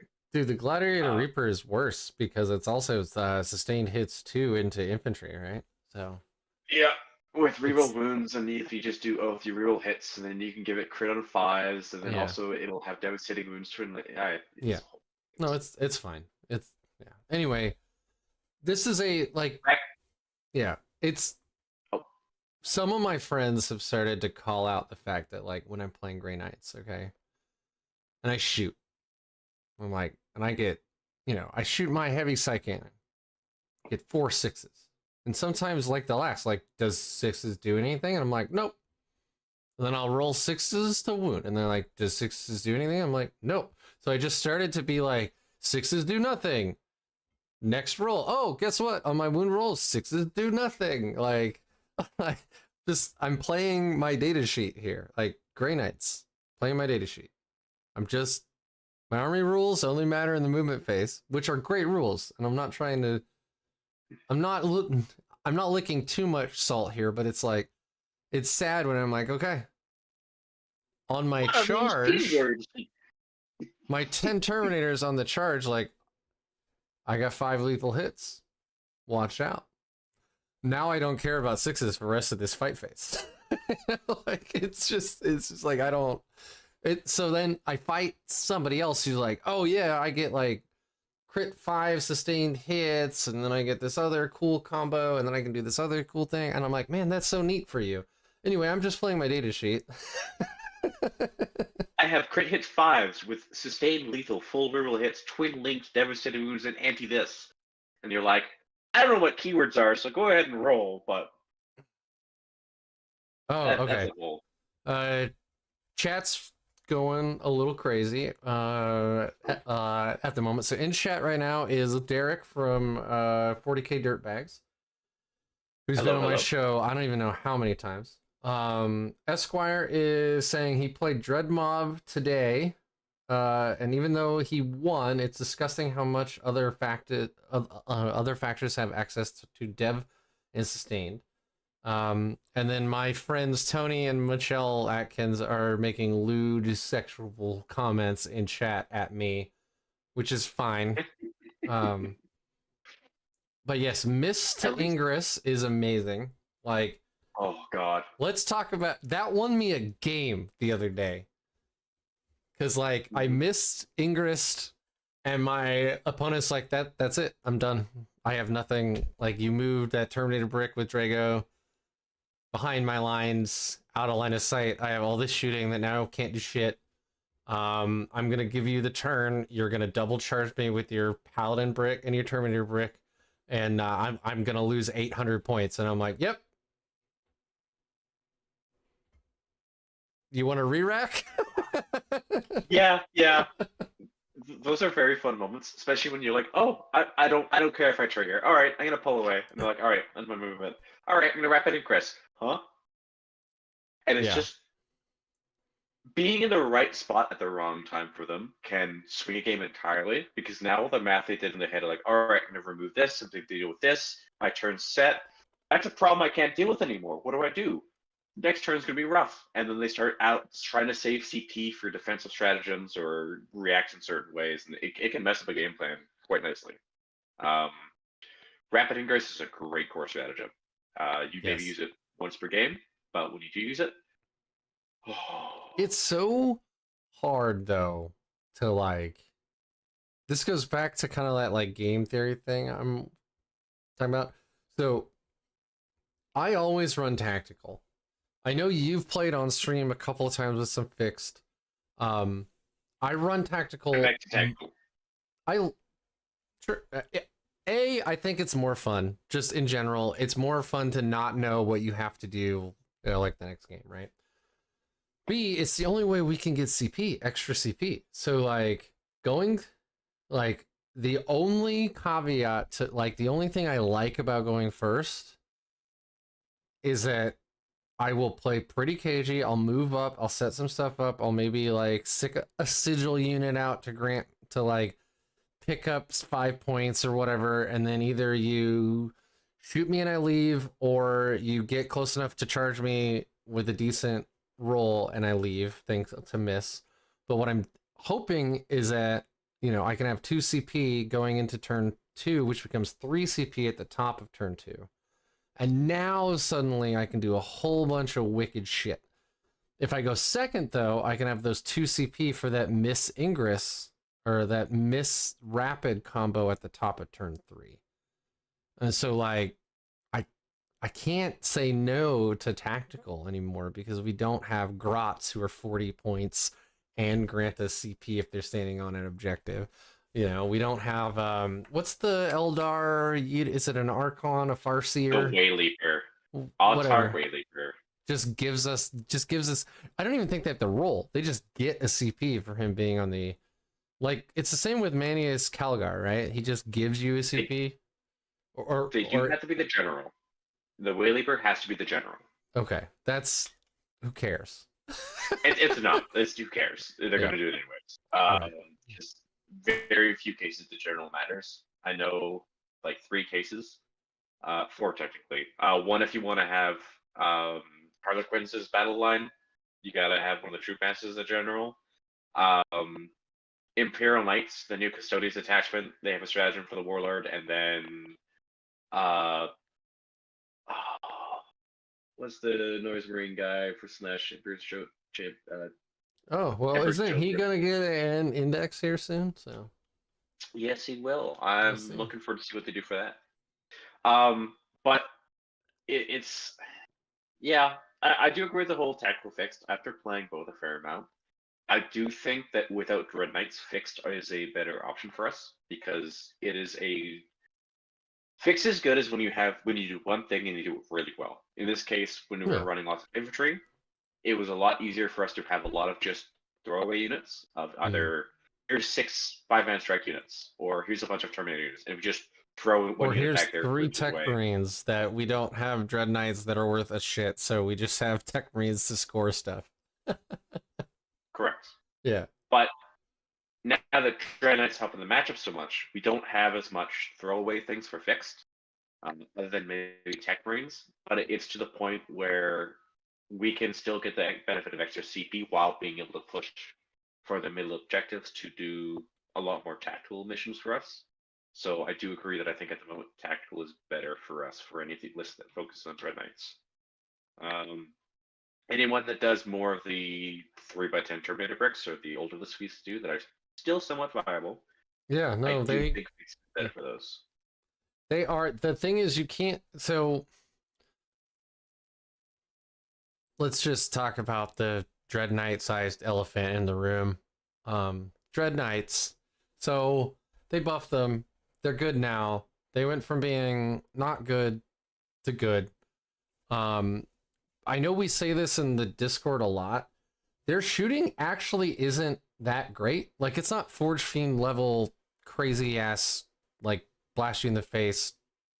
Like, but because we're so mobile with our detachment movement ability and our army rule, we can put that middling shooting everywhere we need it every single turn. That's where it gets really good, right? Where you're like, oh, it's the same middle of the road strength 10 -2, 3 damage gun. It's not not a volcano cannon.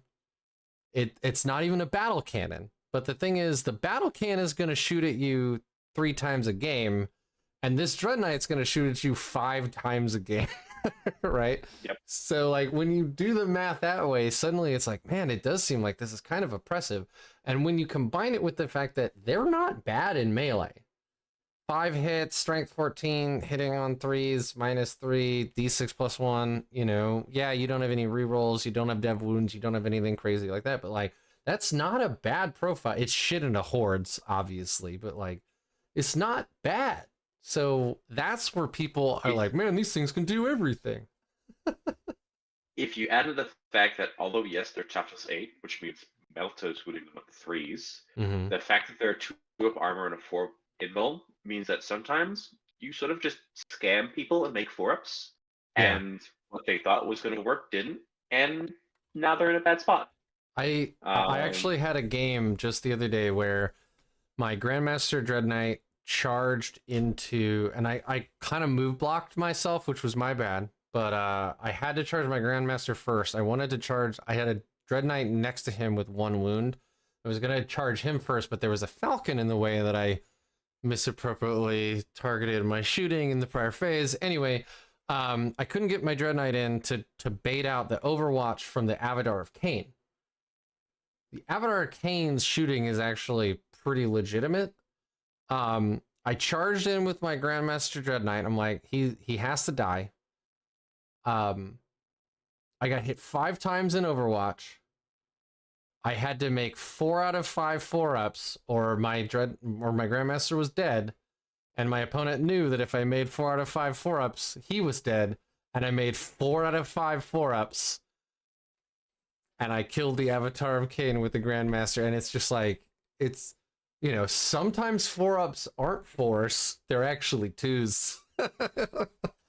I will say, to quickly address the Custodians, if Custodian Guard are 35 points a model, God help me, because sometimes it's just do you know something I don't think so. Okay. I don't. Because they're 45 now. Yes. They're the same as 45. Wait, are they 45 or 42? I believe they might be 42. I know they're about 200 points or so. They're about what our Terminators are, but I can't remember if that's pre or post nerf. Anyway. Sorry, or pre or post buff. I'm just concerned because the last time they released the Custodians book, GW thought that it didn't turn out so well. So they buffed them, and they made them too cheap. It doesn't matter how bad the faction rules are. If the data sheet's good and it's cheap enough, and when it's 2-up, 4-up, enough of that will just be a nightmare to deal with. And they have 3 abilities on the data sheet. Don't even get me started on that. That's a whole different thing. But it's a really good data sheet, and if there's enough of it, it's a problem. But that kind of just comes in the territory of 4 Benvolds. They're coin flip. Sometimes you need to make 10 4-up invulns for your Terminators, and you make 2, and the unit disappears. And then sometimes they force you to put like 16 into them, and you're like, oh, look, I failed 1. And they only killed a single Terminator, and they're kind of stuck in an awkward spot. Yeah. It's kind of the danger of 4-ups. So the same thing happened. Like I went into Yanari a couple weeks ago, and I lost 4 out of my 10 Terminator brick to 1 D cannon.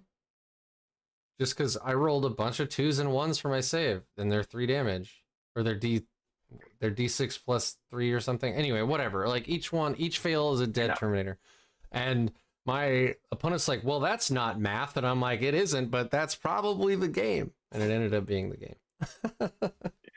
Yeah, it was Dice. It was real bad. Yeah, sometimes the dice want to tell their own story. Yeah. Esquire is saying that infantry side cannons need to ignore cover. Mm-hmm. Agreed? Disagreed. So I do think that there's a certain point where if they just buff the side cannon and don't leave the heavy side cannon, like if they leave the heavy side cannon as it is, it would tip us over like the 52 to 55%, because then you're going to get a mix of both Dread Knights and Paladin bricks with regular side cannons. Mm-hmm. I do think if they're going to buff other things, they do need to bring the Dread Knight down a little bit. I could see AP -1 with ignore cover, but I do agree that if they're going to nerf the Dread Knight, they need to buff something else to make up for that. Because if we just go back to what we were before, we're going to drop back down to that 45% markout. And that's not exactly a good solution. There is always the chance that GW just looks at us and goes, "Bounce enough, use it as is." Yeah, I don't. We're kind of in that, like, we're in that Goldilocks zone, trending towards the top of it, but I don't know, man. Like when we got the data sheet last time, you know, everybody was like, "Oh, librarians are going to be so expensive. We're not going to ever take them." You know, and we probably won't be touched elsewhere, right? Like everybody was doom saying, and then like the librarians went up a modest 10 points, like 10%. Makes list building kind of awkward, but that change to the Dread Knight, man, was nuts. Like not nuts broken, but nuts, like as a Grey Knight player to read that and be like, holy shit, I have 7 of these models. Don't ask me why, but I do have 7. You can't take 7, but I have 7. And I'm like, finally, I can put like at least 3 to 4 on the board to start, you know, because like, yeah, as an I'm not army, relying on 9-inch charges. What? Yeah, that's the other thing. Like, folks were always like so upset by our maneuverability, but unlike the Hypercrypt Necrons, where it's like you have the maneuverability of Grey Knights and good shooting, but it's like we have the maneuverability of Grey Knights, and we're still relying on 9-inch charges, except for Drago, who once a game can make that 9 a 6. Like, if we had a detachment rule that was like every time you come out of teleport assault you get +2 to the charge, that would be really good. Like probably +1. Yeah. Like we don't all need to be Drago coming out of, but that's why people take Drago. Like, yes, he's a good beat stick by himself. He absolutely mauls demons, right? If you have 2 CP to spend to put Radiant Strike on his unit, like going into the Avatar of Cain, he pretty much punks the Avatar of Cain by himself. Mm-hmm. But like, people bring him because it's, oh shit, we're a hyper-mobile melee army that is constrained to the 9-inch deep strike rules, and he's the only one that lets us reliably get around that. So of course he's in a lot of lists. The best way to buff your melee output is getting yourself to the position that you have melee output. Right? So versus ranged, where you just have to be in range and have a line of sight most of the time, unless you're a D cannon or a manticore or whatever, right? Yeah, like, but that's the thing. Like, we're on this razor's edge with which is neat, but we're on this razor's edge on how do you balance us, right? Like, let's say the next 3 codexes that come out are orc level strong, right? So we're gonna fall in the meta because there will be stronger armies, which will just naturally push us down. We don't change, but stronger armies will come out, right? It's like how when Eldari and CSM were nerfed and we got a buff, and no nerfs except for the librarian one, which was very minor. Right, we saw us increase in the standings quite a bit because the people that preyed on us, I mean, not Eldari specifically in this instance, but you see what I'm saying. The people that preyed on us got nerfed, so we got better, obviously. That's just game design. So we're on this fine razor's edge where, like, if you just said, you know what, fuck it. All infantry Grey Knights get Lance. Just all of them. That would be so insane. Like, Nemesis force weapons just have Lance now. It's a minor change, but that would actually wildly change the way we play and the list we bring. You'd probably see a lot of Brochamp 10-man like strike squads suddenly, because we could reliably, charge into like a big knight and kill it. They can't charge us, or we kill it for free with fights first, so like we're just on this fucking razor's edge, man. Like they gave blood angels, the only thing they really changed is they gave them 1 more strength on the charge. Pizza bagels just labeled. So Lance specifically is interesting because even if they charge us, we wouldn't get Lance. It's only at the charge. It is +1 wound, which is really good. But Pizza bagels just mentioned just bumping Nemesis weapons to strength 7. Yes. That would be huge for us because it would mean that the only thing it really affects is going to be strength 14, toughness 6, toughness 7 thing, and toughness 12 stuff. Toughness 14. Yeah. Yes, toughness 14 is not going to. No, that. And this kind of goes back to our. Oh, it's okay. Nope. You're the guest. You go first. It helps us get into things that we just usually have either very few or little to no answer for, which are Land Raiders, Big Knights. I believe Stampas are toughness 14. So they are 14, yeah. I think they're the only toughness 14 thing in the game. Don't quote me on that because there's a lot of weird Forge World shit, but I'm pretty sure they're the only toughness 14 thing in the game. Yeah, I can't think of anything off the top of my head unless I think this one used to be Monolith's the toughness 13. But yeah, it's just that something like that would be fairly small but very helpful. It's always kind of tricky because they did that to Blood Angels, where all they did was they gave them +2 strength and plus an extra plus strength on the charge. You got it. Yep. And now it made people look back at the faction, and Blood Angels are actually really good at the moment. They've been spiking in popularity gradually but steadily, and that is a army that does quite well. I do agree that they could do a tiny tweak like that, whether it's just straight on the data sheet, if it's attached to the detachment, that could be helpful, because if it's a detachment ability, that can change with any update. That's not as huge. On a turn that you arrive from Teleport Assault with Deep Strike, +1 strength on your melee weapons, something like that. That would be pretty big, actually, without being too impactful. I don't know. That's an interesting topic to think about. It still relies on us making those, charges. Those 9-inch charges. But I agree. Like, if you look at the math, so the toughness widening of 10th, which I think overall was a good decision. There's a couple of weapons that I think fall too far on one end of that, like of the midpoint.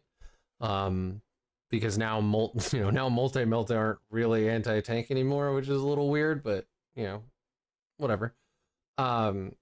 Anyway, T7, and I went into this in detail. If you go look at my episode, The Salt Lick, where I compared Grey Knight Terminators to Custodian guard, because at the time that I wrote that, I made that video, they were the same price.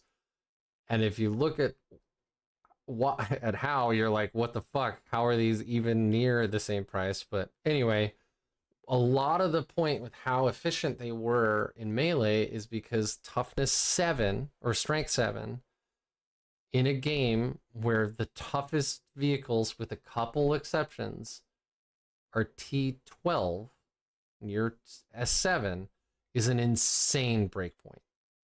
And you have like some of this elite infantry that's now toughness 6. You have like Gravis armor, you have the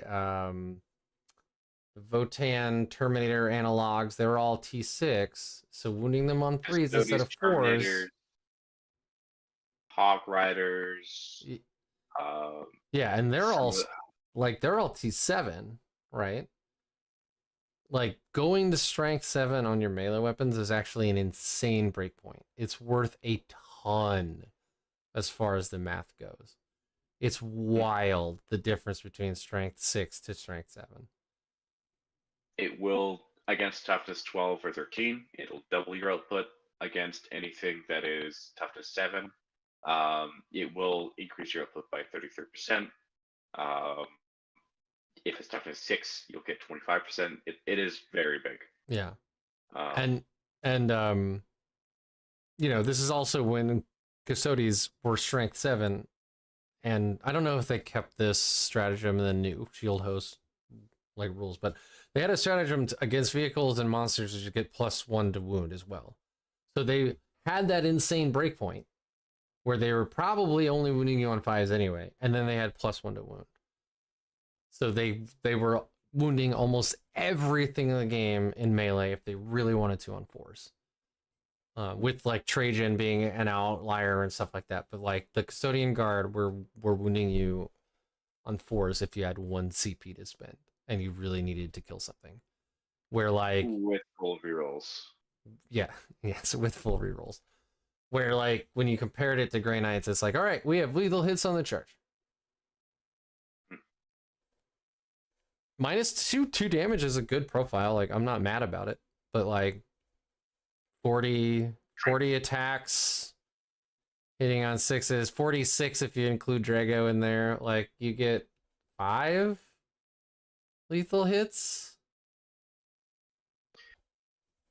So the other topic then we could try and mention here, I know it was brought up earlier as regards as another option for balancing by Esquire, was the special weapons. I know that's been a common topic in the Discord in terms of ideas.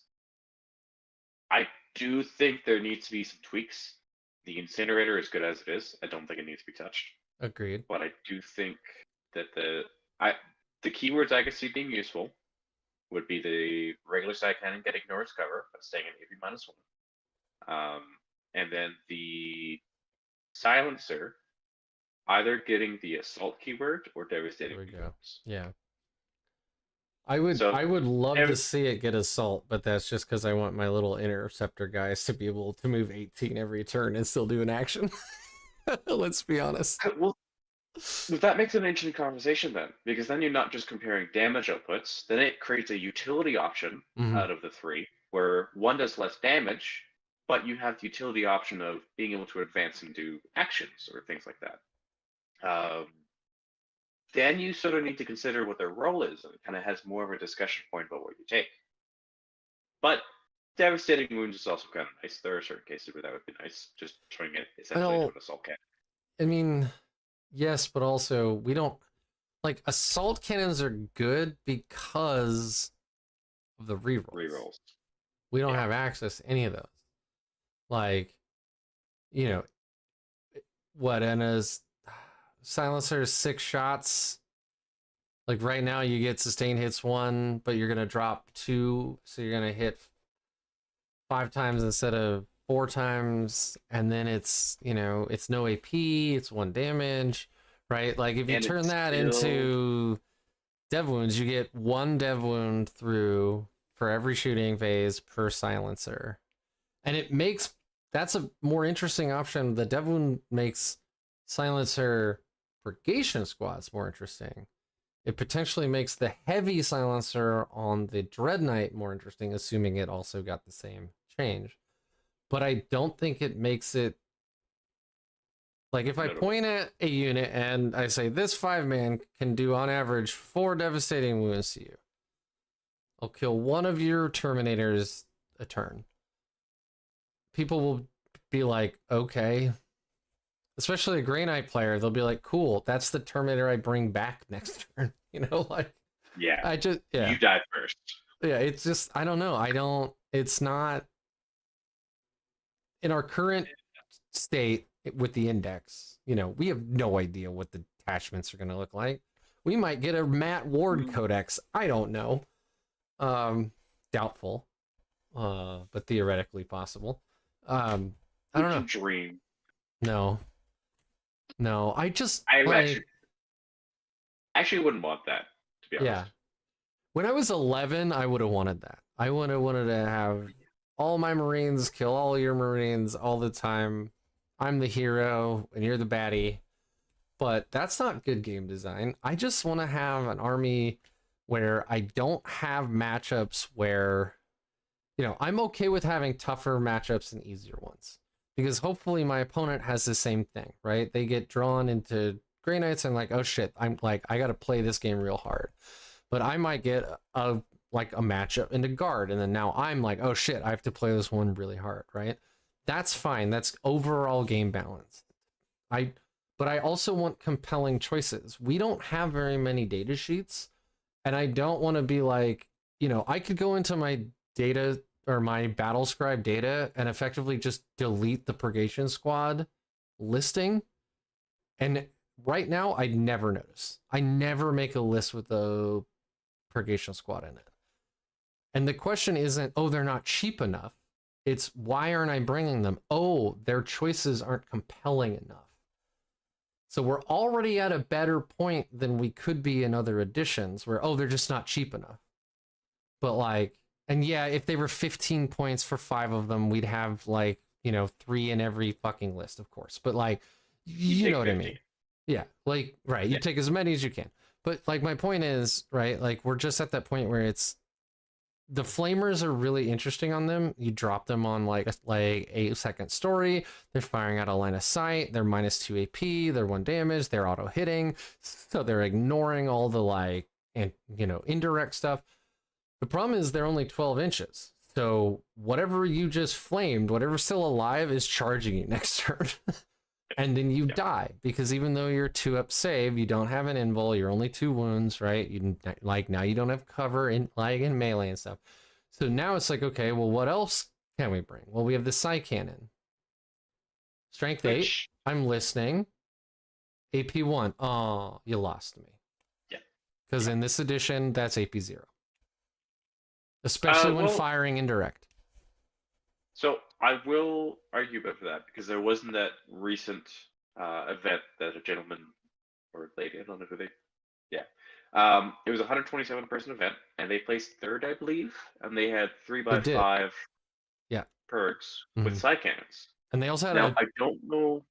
I think they also had a Paladin unit that was all Psy Cannons as well, but I can't honestly remember. They had 3 Dread Knights, a Paladin brick. They had 3x5 pergs. They had 3 solo librarians, a Grandmaster with Psy Cannon. Yeah, and then a 10-mana Paladin brick, all with Psy Cannons. I've actually got it up like right here. Yeah. Perfect. But it depends on what terrain layout they have. If it was something, I don't know. Does UKTC have 5-inch tall terrain? I haven't played on that much. But if it is a terrain that has access to covering fire, not strafing, I'm thinking of the wrong keyword. Extra AP for being above 5 inches of ruins. That does change things a little bit. There's a certain point where if you want to have units that'll sit on objectives and just stay out of line of sight, there does become a slight consideration for purgation squads, just with throwing out 12 shots at 24 inches, even just a chip. I don't know. That list specifically has given me a bit of food for thought as of late. kind of Yeah. want to test it myself, but I don't know. No, I mean that's fair. I guess it really just depends on like, does your tournament scene have terrain that counts as the second story, that is common enough? Because yeah, Mhm. bringing the foot mobile side cannons, you know, you deep strike them onto a second story every turn, 24-inch range. You know, if you're in indirect, you're at -1 effectively after, you know, you're at -2 and they get guaranteed cover from indirect. So now you're at -1.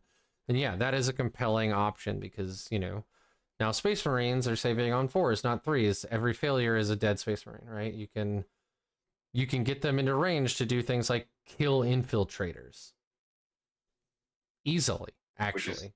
definitely Like, helps in that regard. yeah.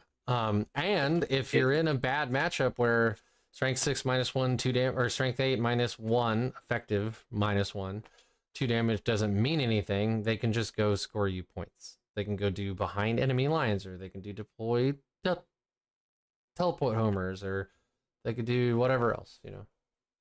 So If I remember correctly, if a unit is 5 inches above the ground, 5 inches off the ground, and they have a 24-inch range, a unit would have to be, if you're measuring just horizontal distance, I think it's only like 22 or 23 inches to technically be at range because math, angle, trigonometry, yeah, whatever. But just still pretty good distance. the hypotenuse. A squared plus b squared equals c squared. Welcome back to high school math. I'm a freshman all over again. Yep. But it's definitely something to consider. If they did give it ignores cover, I do think you would see a lot more use of set cannons on things that aren't just a paladin brick. Because unless you're investing into it, the incinerator is really the Yeah, only major viable option. right. And again, it's because we don't have like interesting choices. It's like when you do the math, you know, we are a very mobile, deep striking 9-inch away army. So the 12-inch flamers, we don't give a shit. Like even Yeah. a 10-man stacked up as tightly as possible is probably within 12 inches. And if you are landing a unit inside of 9 inches to get as many flamers in range, guess what? You get to decide which models are up front anyway. So you're gonna put your flamers right up front if there's any doubt, right? Like And so then like it's yeah, the it's incinerator auto already hit has value. Overwatch. Yeah. There's so much more to it. It's So auto there's a hit in lot an more. army that doesn't have rerolls, Mhm. right? Like I played into a friend of mine brought a bunch of Hive Guard because he just wanted to do like one last hurrah. And he's like, they hit on 4s in Overwatch. And it's like, what the fuck? They do.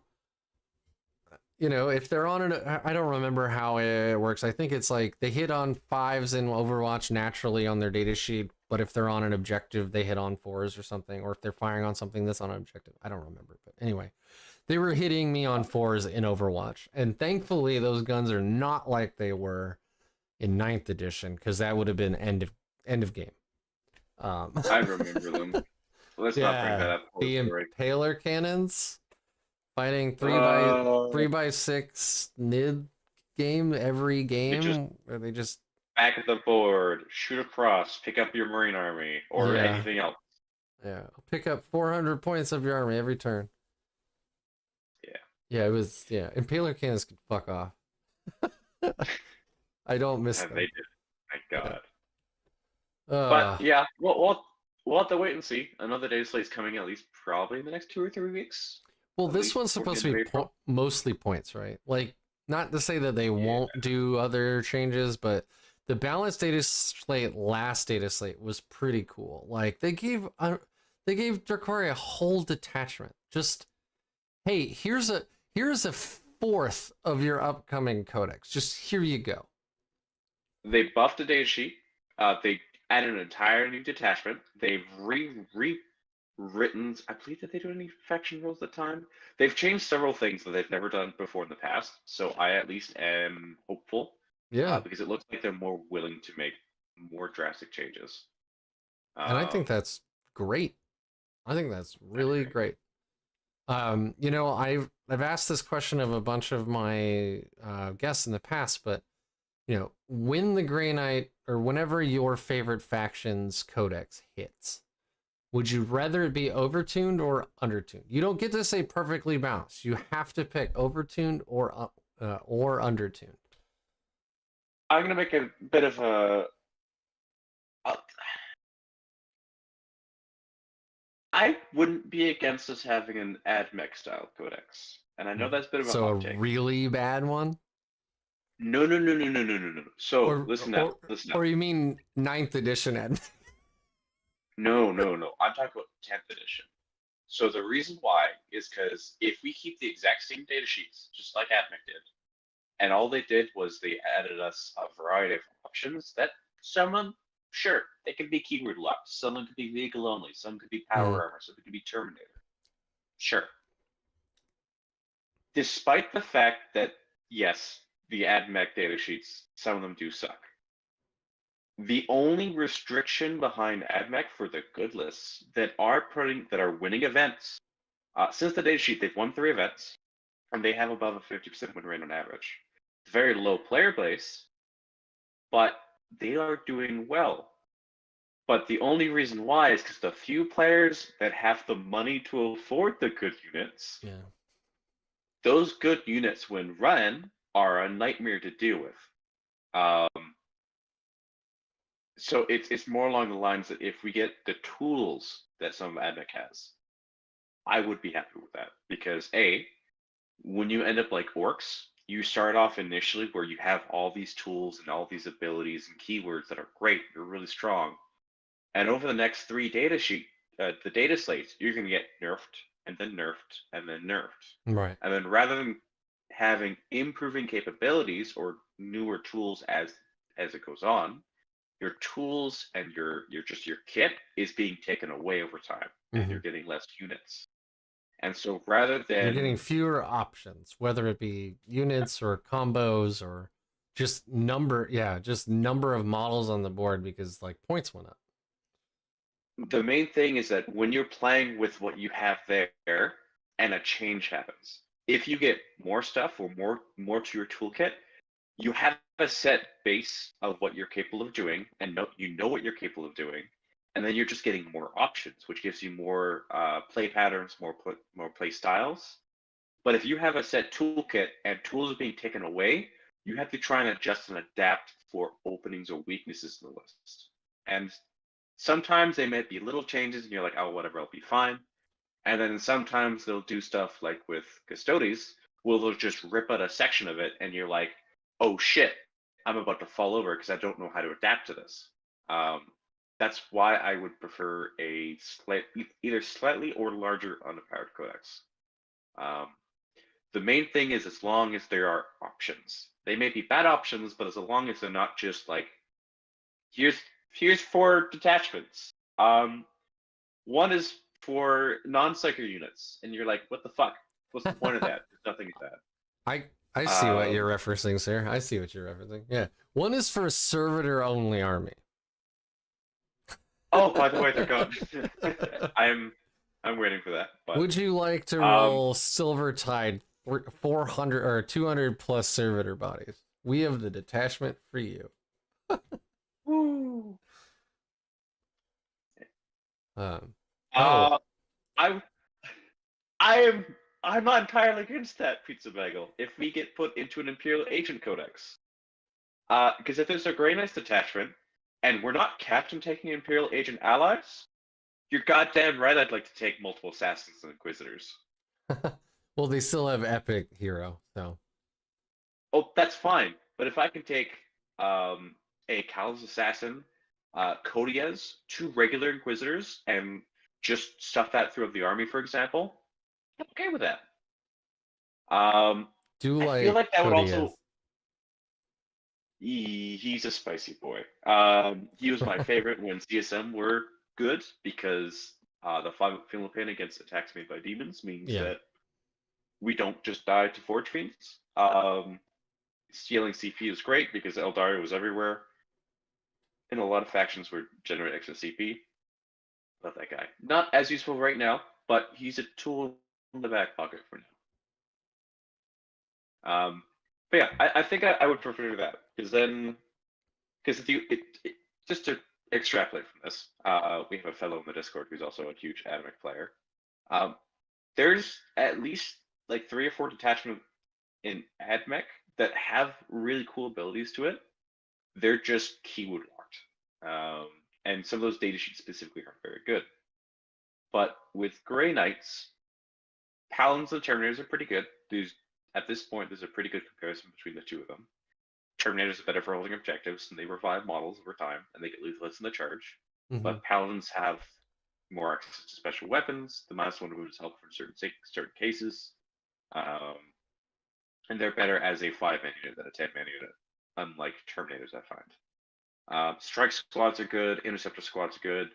If purgations get a slight tweak, yeah, they're really great. Yeah, there really isn't a bad unit in our index right now, except the purgation. Bad unit. Rhino. Well, I mean, Grey Knight specific. Like the Razorback's not good either. The Rhino's better than a Razorback. I think Razorbacks have their place. 5 strikes in a Razorback that scouts 6 inches with a twin-linked las cannon or twin-linked assault cannon has its place. But that's a story for another time, probably. Yeah, I was gonna say I don't see it over 80 points for scout moving, and then move blocking. Like, because that's what you're gonna use it for after that, right? Like in 9th, I use Rhinos all the time because I could get effectively 15-inch movement right out of it turn 1. If I needed to with my interceptors, you could do the same kind of thing. There were actually 2 or 3 lists back before we got our Dread Knight buff that were large amounts of Razorbacks that actually did well at events. It was, I think, 1 or 2. Yeah, there was a gal who ran that list for a while. Yeah, and they made that work. I don't know if that's a meta specific or they just really love that playstyle and they are fucking great at it. Yeah. Hard to say. But they had a lot of reasons. I do agree that there's very few genuinely bad data sheets in our index. Well, so we have like 11, so that's good. Yeah, that's good. That's good. It's better than some factions that they have like 9 or 10 and only like 3 of them are good, kind of. Vote him.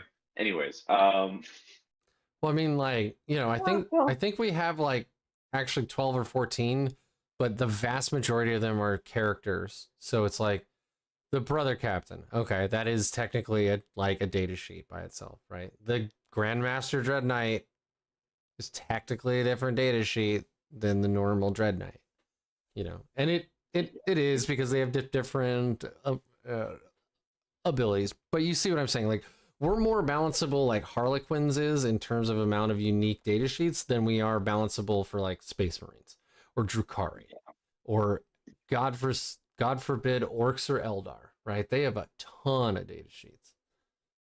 2 flavors of Terminators, 4 flavors of Power Armor Grey Knights, Nemesis Dread Knight, and then characters. Yeah, no, we effectively have 3 profiles that you have to learn: Power Armor, Terminator, Dread Knight. And there are some differences, like Paladins hit on 2s. Okay, fine, easy. But like, there's very like 2 up, 4 up, 3 wounds. Got it. Moves 5. Cool. That's most of our army in terms of points now. Now we go to the Dread Knights. All right. Toughness 8, 13 wounds. 2 up, 4 up. Hey, that sounds familiar. Moves 8. Moves 14, really. Come on. Yeah, God. But like, you know what I mean. Not a lot to learn there. But it also means that if you nerf one of those, we feel it really bad. If you suddenly make interceptors like, oh, they get a 4th attack. Well, holy shit, we're gonna be seeing a lot more. Give me 30, please. Right? Yeah. And then we're gonna be right back to 9th, where all right, you start with your 5 Dread Knights, you put in your 30 interceptors. You put in your two Tech Marines, and then you have like 200 points to put whatever weird tech shit you want in there. You can bring a Rhino or 2 if you want, or You can bring a strike squad if you want, but that's like those are your choices, right? And that's boring. Right now, we're actually in this super awesome place in the meta where like people are posting up lists in the list channel, and I'm like, holy shit, that actually looks like a really cool, viable, fun list. And it brought 2 It, strike squads and 2 interceptor squads. And oh, and it won an event. Speaking of, I think that'd be a good time to transition into some of the lists that we have here. Oh yeah. Would you like to start with your teams list? Sure, sure. I just think that's Figured it'd be a good time. sure. Now that we're talking about the variety, we can go over a couple of notable lists. Yeah, all right. Mine's So more odd. on the screen now we have the teams list that you're going to bring this weekend. Yep. Hopefully none of your competitors are watching my very small stream. I wouldn't care. They can get all the information they need. It's not going to help the win. Nice. See, Um, that's confidence right there, ladies and gentlemen. so I had kind of picked up this list. I had gone through a couple of variations. I was originally testing the 6 Dread Knight list with 10 Incinerator Paladins. I hate you. I took that. I took it to Wet Coast and I did go 5-1. It had its issues though. The only thing I find is that when you're running the 5+ Dread Knights, you're going to start struggling on OC for objectives actually. There were multiple games where the Paladins just weren't enough. I had things sitting in objectives that I couldn't deal with immediately, and they had just enough OC to be a problem. For OC on Dread Knights means that, like I said before, 2 Neophytes fuck me over. A Land Raider Redeemer sitting on objective means that 2 Paladins can't out OC it. Mm-hmm. It was kind of stuck in a very awkward spot with that. So this list I took in mind.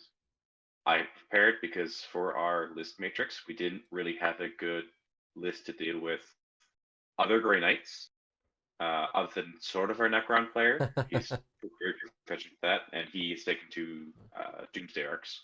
So And for those of for those that aren't watching, do you want to tell them what the list is first? sure, yes, sorry. So the list is a Grandmaster with an Incinerator with the Sigil of Exigence. There's 2 Librarians. There are 2 units of 10 Terminators, Brotherly Terminators with Incinerators. There's a 5-man unit of Strike Squad.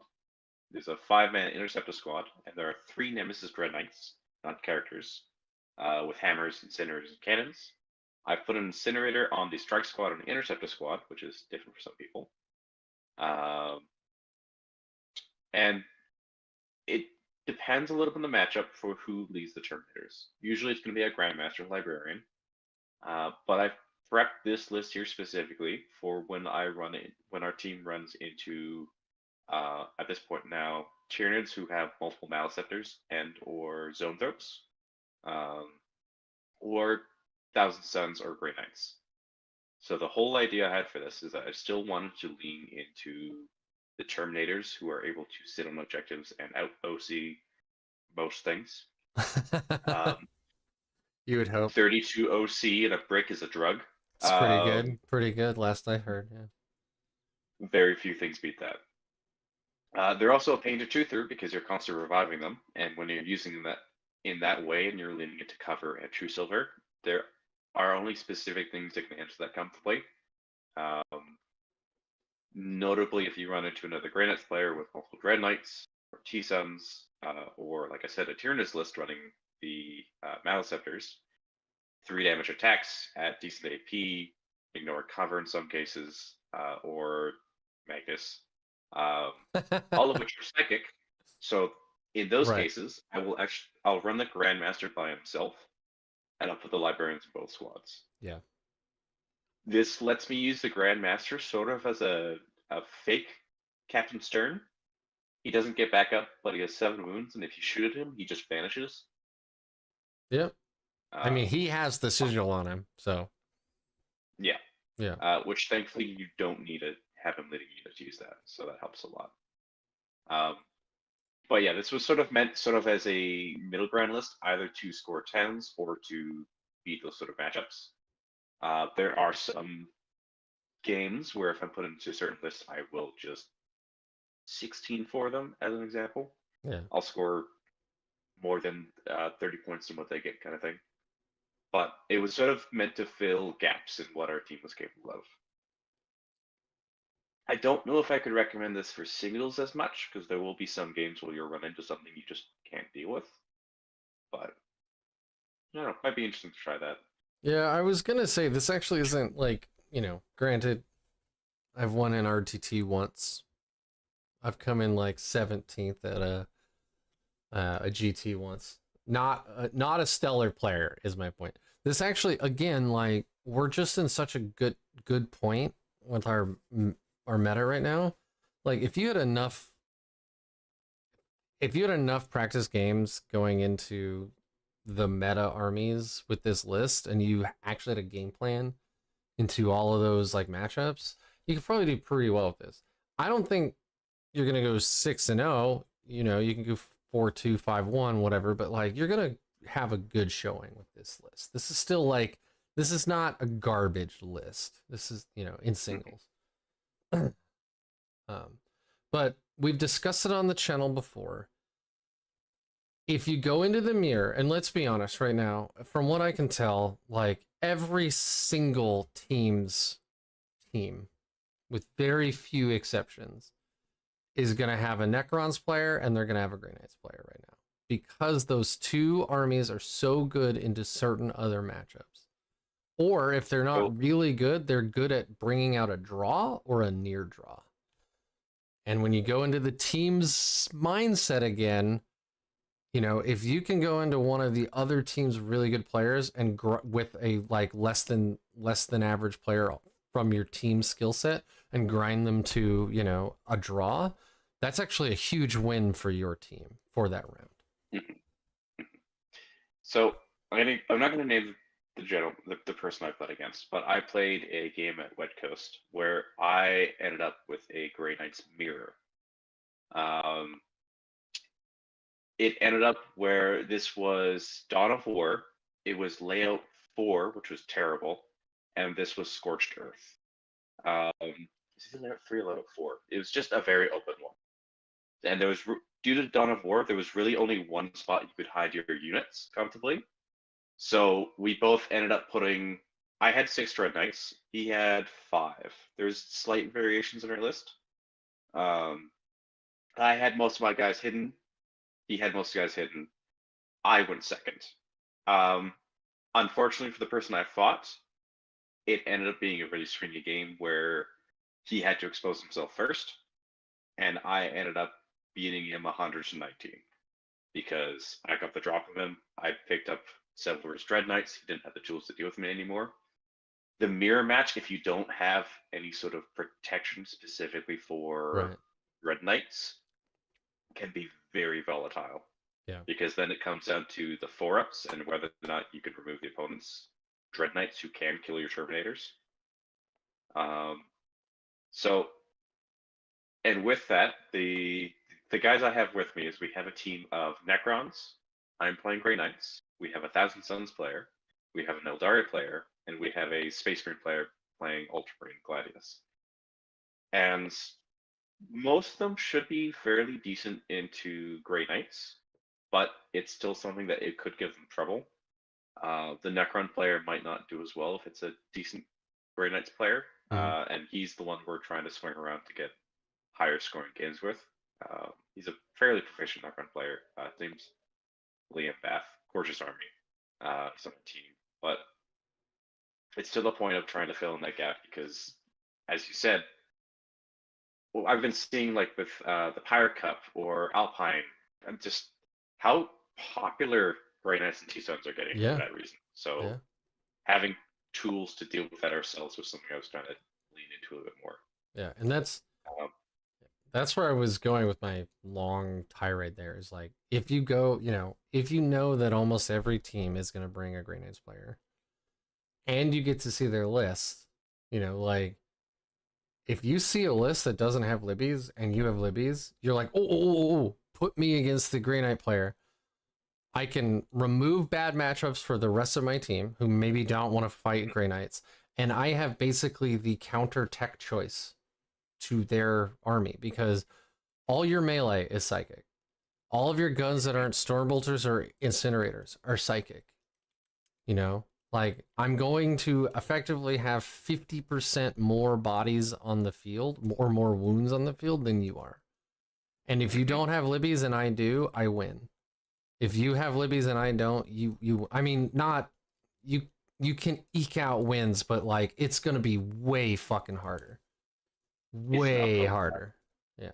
It would be like trying to chew through custodian wardens that always have the fork Philippine. Yeah. And with the fact that we're constantly bringing guys back, it would mean that the Terminator bricks that will likely have against Grey Knights, I would probably use True Silver as much as I can, unless they have a Grandmaster with incinerators. That means that the Dread Knights would be, I'd have 2 ups against incinerators, 3 ups against the heavy side cannons. You would need 2 side cannon shots to go through to kill a single Terminator on average. And even then, the 4 Feel No Pain, it's so wildly swingy with the math. None of it's reliable. Because I spike slightly on the Feel No Pains, and now that single Terminator can eat 3 side cannon shots. Yeah. Unfortunately, I seem to have overestimated our local meta. Out of the 10 or 12 teams that are there, there is not on our team 1,000 Suns player, 1 Grey Knights player. Really? Wow. Yeah. However, there's a lot of Orc lists. There's several Black Templars. Who else is very popular? Well, I mean, it's not like the Who's- libbies are gonna be bad for you. You know, Nope. they'll be able to go around and brain burst and do actions if you want. Like, I have found them to be especially useful in the Tyranids matchup. On our channel, actually, is the most recent game we've played. I played into our newest teammate, Jordan. Very good player. But when the only reliable damage he has into Terminators is 2 Execrators and 2 Maliceptors for 3 damage, and then he's got Karn effects that have a fair amount of shooting, high volume, but they're either AP1 or AP2, or what was the other one there? That oops. was pretty much it. Oh, and his Hive Tyrant, which has 3 damage attacks shooting. So Maliceptor, yeah, has a psychic overload, blast psychic, range 18, d6 plus 3 attack, sitting on 3, strength 10, minus 2, 3. Yeah. So these would usually be the perfect profile into Terminators, into our Terminators. And Strength 10, minus 2, so just enough to get us to our invul, and it's 3 damage. Every failure is a dead Terminator. But then with a librarian in there, that skews the math substantially. so, as a good example, he ran Pyrovores in his list, and when a Pyrovore shoots at a unit, they basically turn off cover for them. What ended up happening is he went to tag this unit of Terminators. I did spend True Silver on them, so only on 8 minus 1. He shot at me with the Maliceptor. I believe he ended up getting either 8 or 9 successful wounds. I got about average on the saves. I think I had 3 fails, and then because of Fail No Pains, only 1 Terminator died. And then anything he had for shooting just bounced off them, and then that Terminator came back. And it was sort of a turn where he was he like, failed a "Oh managed shit!" charge, and he failed a 10-inch charge, and then he's in this position where he's kind of going, "Oh fuck, that's 20 Terminators that are waiting to go into towards my home objective and pick up a bunch of my shit." And it put him in a very awkward spot that ended up swinging the game in my favor because of that. Being able to remove threat elements like that just by having the tools helps a lot for making those matchups a lot easier to manage, because then you know where you need to aim your heavy side cannons, your grenade and tank shock stratagem, or even just librarians just for tagging away mortal wounds. Just kind of an interesting thing to consider for that. I guess I hadn't realized, like, I know in 9th edition the Tyranid book hit and the Maliceptors were a fucking horrible menace. Because they could do like 6 to 9 mortal wounds apiece, so everybody brought 3. Well, not at least 2. But it was pretty crazy. Very good. Thankfully those days are gone. They're gone, but they're still good because now in 10th edition, they have a 3 of armor, a 4 of invuln. They can get a Mhm. 5 of fatal pain, reliable Yeah. to having anything nearby, and they have fairly good shooting and melee that can kill a vehicle. So they've been very popular in Tyranid lists. I mean, like, that's like our Dread Knights, right? Yeah, Except we exactly. don't get a Um, feel no pain.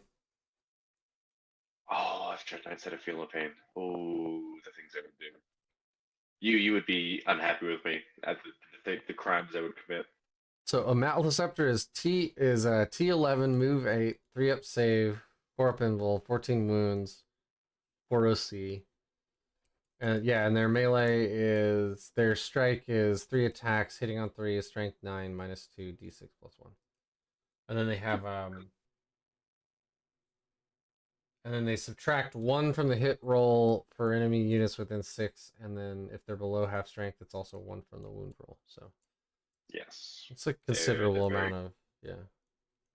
You need to do an average of 21 damage at that feel of pain to kill them. Yeah, but they have to use the the feel no pain stratagem, right? Like Yes, but it's a battle tactic, so the Hive Tyrant can make it free on one, and you can spend 1 CD for the other. the Hive And Tyrant can hang out with so Maleceptors? Hive Tyrants, if you use a if you use a stratagem on a friendly unit within 6, I believe. Let me just quickly double check that. Maybe we'll pull it up. They get to make that 0 CP. They also have Oh, a so damage they don't level have to be of attached. Okay. nope. That's cool. I mean, that's a So cool little ability for them. That's neat. they also hand out the assault keyword to nearby units. So That's cool too. I want that. yeah, I love that. But just little things like that, where sort of it's sort of like how with demons, example for either Drago or in the case of previously when we were using Kodias more, it's surprising where it does pop up. The same thing when it comes to second attacks, especially at the moment. Some of the bigger armies, such as like Necrons, Custodians, obviously aren't going to have them, but Yeah. certain matchups that are now on the up and up, such as Thousand Suns, Psychic is an abundant thing. Um, Thousand Suns is honestly the biggest reason why I took the 2 librarians, because after seeing what our Thousand Suns player is capable of, we do not want to get Thousand Suns into our Necrons or probably our Space Marines or even Okay. our Eldari player. So you are going in there to be the counter to the T Suns. Like if they Yeah. slap down a T Suns, you're going in as the defender. My goal is to give them a 10, maybe a 9, preferably, but I'm trying to tie that game out. Right. Not trying to Right. beat them 20-0. Yeah, yeah, yeah. I'm just trying to bet them from 20-0ing a Necron player. Exactly. And see, this is a really cool thing about teams. Like, you know, if you go in and you grind him to a 10-10 to a draw, you have done your job. And your team will be very happy with you for playing a 50-50, you know, a 50 point to 50 point or Yeah, whatever, right, game. You might be like, wow, that was one of the worst games I've ever played, but like you were able to bring it in for your team. And if you can score a point or two, then hey man, like you're actually doing better than we thought you would, because you know you are here to get to again make it so that this T Suns player isn't dunking on our Necrons player. exactly. Yeah. Um, for those that don't know, Nick, T-Suns have a great time out of Necrons, especially with the way it's been shown for teams. Uh, dub, Slamming Doombolt down twice on a Catan and then throwing a bunch of rerolling wounds flamers at it tends to make it not have a good time. Because the only thing they have most of the time there is a 4-up invuln and then a 5-up Finla Pain, or just the 5-up Finla Pain in some cases. So something to watch out for in that regard. That's why Libby's But are fun. yes, I've learned that after running the 6 Dread Knights that I kind of would prefer to keep Livy's in the list. They're just a useful tool for certain matchups or for clearing the chaff off of Terminators when they're stuck in melee. Which which Um, which again Grey Knight list building is really cool right now. We saw like obviously everybody took like Libby's in the beginning, then the Dread Knights get buffed, and we saw like a complete other shift where folks got rid of Libby's, and now we're kind of seeing like a shift back to the middle where we're dropping other tech pieces to bring Libby's. Well, like the next list here that you have for us to check out, is Rick Ed's The here. the Ed Watts style. Yes. Yeah. So this, I saw a list very much like this, but this one specifically also piques my interest. Having the mix of Dread Knights, MUC Terminators with Librarians, while still having, let's say, Strike Squad, Kyle's Assassin. I've It been lets having an you still. absolute blast with this list. No pun Oh intended. yeah, oh yeah. I know some people are iffy on the 5-man Terminators with Librarians. They feel like the Terminators aren't providing anything. I disagree. I find that they're great for holding objectives. They're ablative wounds for the Librarians, so they don't actually kill themselves. Yep. Having that forward penalty panic and second attacks helps. Most of the time, the unit is there to do actions, let the Librarian vortex, and hold objectives, and just be in the way. So the Terminators don't have enough shooting output that fucking matters to where I'm like, oh, they can't do this action. Like I really want them to shoot. That's not why they're there. That's why the Dread Knights are there. They shoot. The Libbies can still brain burst even when the unit is doing an action. The Libbies are really good for that, right? Like you can chip some wounds or blow something up or go full Kamehameha and maybe, you know, nuke down a small knight or something if you get really lucky. But even just the threat, like when people have played against me in their first game and they're like, oh my god, those Libbies are actually really good. Like they do an average of 4 mortal wounds each per shooting phase. And they're like, I lost so much to those Libbies over the course of the game that when we play again later or we re-rack, suddenly they're like, I don't even want to be within 18 of these things unless I know I can wipe that unit. So there's 2 things to consider as well. Terminators provide the grenade keyword, which comes up more than you expect. And the other thing as well is that you get to those cases where players that know the Libbies are a threat, they will save CP specifically so that they can either overwatch or deal with the Libbies when they drop. And if they're running solo, I've had it where the Libby drops and then they just die to Overwatch. And then if your other Libby 2 happens to blow his heads off, well, now you're down to 1 Librarian, and that's not necessarily as much of a threat. But when you have that 5 Terminators with the Librarian, all of a sudden Overwatch becomes a lot less of a reliable prospect, and they're less likely to dump on things like that.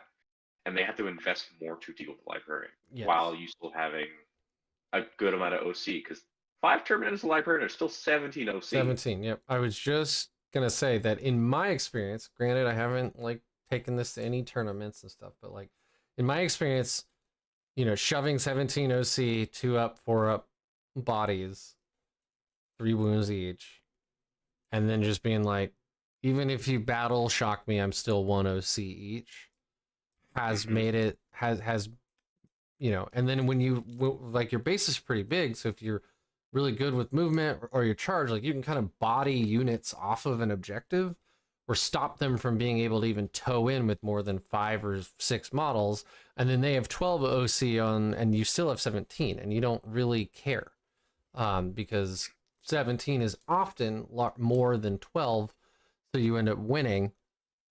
So I found that, like, yeah, 32 feels great, right? When you joke like, hey, how much OC is that? 4? Well, I have 32. Like, it doesn't, like, yes, that's more. You obviously hold it. But, like, you could have 6 on there and hold it. So this also lets me be a little cheekier, too, with, like, behind enemy lines threatening, like, home objectives because I have more units. And that's really been one of the big things I've seen playing Grey Knights is, like, I'll have lists where I have 6 units. And 2 of those are units I've specifically put in the list to score stuff. And I'm playing the game, well, I'm playing the game with 5 and I'll have 7 total, right? So I'll have like a strike squad and an assassin to score. And I'm trying to do damage with my Dread Knights and my Terminator bricks. This gives me more things to do stuff with, and I've found that very helpful. And the One Calidus, you can bring the Calidus, or throw her out and bring Stern. They're the same turn or points. Like, yeah. But I found the Calidus very good because there's, you stop Eldari from, like, what is it? Is it falling back and shooting, or is it fire and fade? They can only do once a game because they. Is it lightning quick? I don't remember what their battle tactic is, but they do that the first time, and then you're like, that's 2 CP for the rest of the game. Like, get out of here. And they're like, no, my movement. I will say this as well. One thing that always catches some players off guard is, despite us being a lower unit count army, due to the fact that we have so many units with access to grenade, tank shock, and the librarian for vortex, we're a lower unit count army, but we have a lot of activations. Mm-hmm. So we can deal with a lot more than what is perceived. I had a game against an Eldari player, for example, that went a lot more MSU, and it got to the point where he felt very pressured. So he thought he could just spread several units out, overwhelm me, and just try to win off the scoring that way. This was before we got a Dread Knight buff, and I had 3 units pick up, I think, 9 or 10 of his, all in a single turn, and he was left with like a single unit of Scourges, which at that point it was going to be like 100 to 20 game. It was not going very well for him, but being able to vortex one unit, see how it results in, Right. grenade another thing potentially. If that kills the unit, all right, I'm putting all my shooting over into this unit. Mm-hmm. Being able to deal with multiple threats at once at a measured pace in the same phase has been immensely useful. Yeah, Because that's a then you're not, fantastic point. because most units, when they split fire, there's always a chance that something doesn't go wrong, and they need to try and have backup plans. We can have backup plans in a single unit for that single phase. Yeah. Because you have grenade, vortex, shooting, and then melee. There's a lot you can do with those 4 things, and it can catch some people off guard in that regard. So I've had a lot of fun with this list. I'm actually thinking about, in a lot of my lists, including this one, dropping the Grandmaster. This is a personal style choice. I'll miss the extra shooting. Maybe it's just because I can't get over myself, but I want him in melee, and I can never get him in melee. And I feel like if I can't get him in melee, I'm losing or failing to use that unit properly. Not losing, like I'm not losing the game, but and that I think is my own problem, and I need to get over that. But 200 points is like, I want to play with an interceptor squad, and then I can bring like some henchmen in there, He has good shooting, but he does have the issue where all of his abilities are essentially melee focused. Mm-hmm. I don't disagree with you there. In order to make him work, you really need to either have an overabundance of the data sheet so that one of them can get in, or you need to rapid ingress them in. Right. And that requires CP investment, and not all lists deal with it. Yeah. I do think that there's some consideration for, like, just looking at this list here that Rick, it was just made. It was made. If you drop the Grandmaster Dread Knight, put Sigil on another unit, because you should always take Sigil if you can. Absolutely. Great. You've got 200 points free. You could probably swap the Callous Assassin. And, well, the 30 points. I guess. Yeah. Okay. Yeah, you're right. It's just moving to another unit. Yeah, you're right. But the Grandmaster and the Callous Assassin, if you want to swap that out, there's 290 points. You could swap that out for 200 separate squads and give them the librarian units, Inescapable Wrath. You could pop in. What should that be? You could pop in probably, let's see, a Grandmaster on foot with Incinerator or something, or Drago to pop in one of the Terminator units and one of the Librarian solo, and you still have points for another scoring unit there. You could take Inquisitorial Henchman. There's a whole bunch of options you can look at. Yeah. And isn't that really cool? Like, that's really cool that we just had that entire conversation. Just by removing one unit that's 200 points, we have multiple other things that can fill We the have gap. multiple other useful, viable, competitive options. Not, oh, Yes. I think it's really, it's not fluffy that we bring 3 grandmasters, right? Which isn't fluffy, but like, you know, it's competitive. But like, When the force of the Brotherhood calls for it, they will answer. with like But 3 grandmasters on foot, Drago, Voldus, and 3 grandmasters and Dread 5 Land Knights, Raider, all all the of them, Redeemers. all the grandmasters are there. Yeah. Oh man, You got your all driver's 8 license? brotherhoods. Hop in. Yeah. But I do agree. 'Cause the nice part as well is it's not just a matter of which unit does the Oops. most damage. It's that we have several different units that all have very different roles, and they all fill in quite nicely. It's just a matter of us trying to gauge what we think we'll need more of in whatever meta we're going into. So that's Yeah. something I'm very happy about. I I I agree. Like, and that's the cool thing. Like, you know, if you want to go, I jokingly, I think I called this my like full violence list, because like the idea would be like Terminators in the middle, like Dread Knight shooting everything that they possibly can, like Libby's trying to blow up everything that they can, strike sticky home, and after that they're just scoring points. The Calidus is out there scoring points, right? It's like my maximum violence list. But you could tone down the violence slightly and bring, like you said, more tech. So like 2 interceptor squads instead of the Grandmaster is actually, or the Grandmaster and the Calidus is actually really compelling because of the bullshit we can do. Move 18, spend 1 CP, do an action. Come down within 3 for 1 CP, shoot, move 6 onto their home like objective, score, capture enemy outpost. Like that's, Move move 18 for a grenade. yes. Move 18, throw a grenade.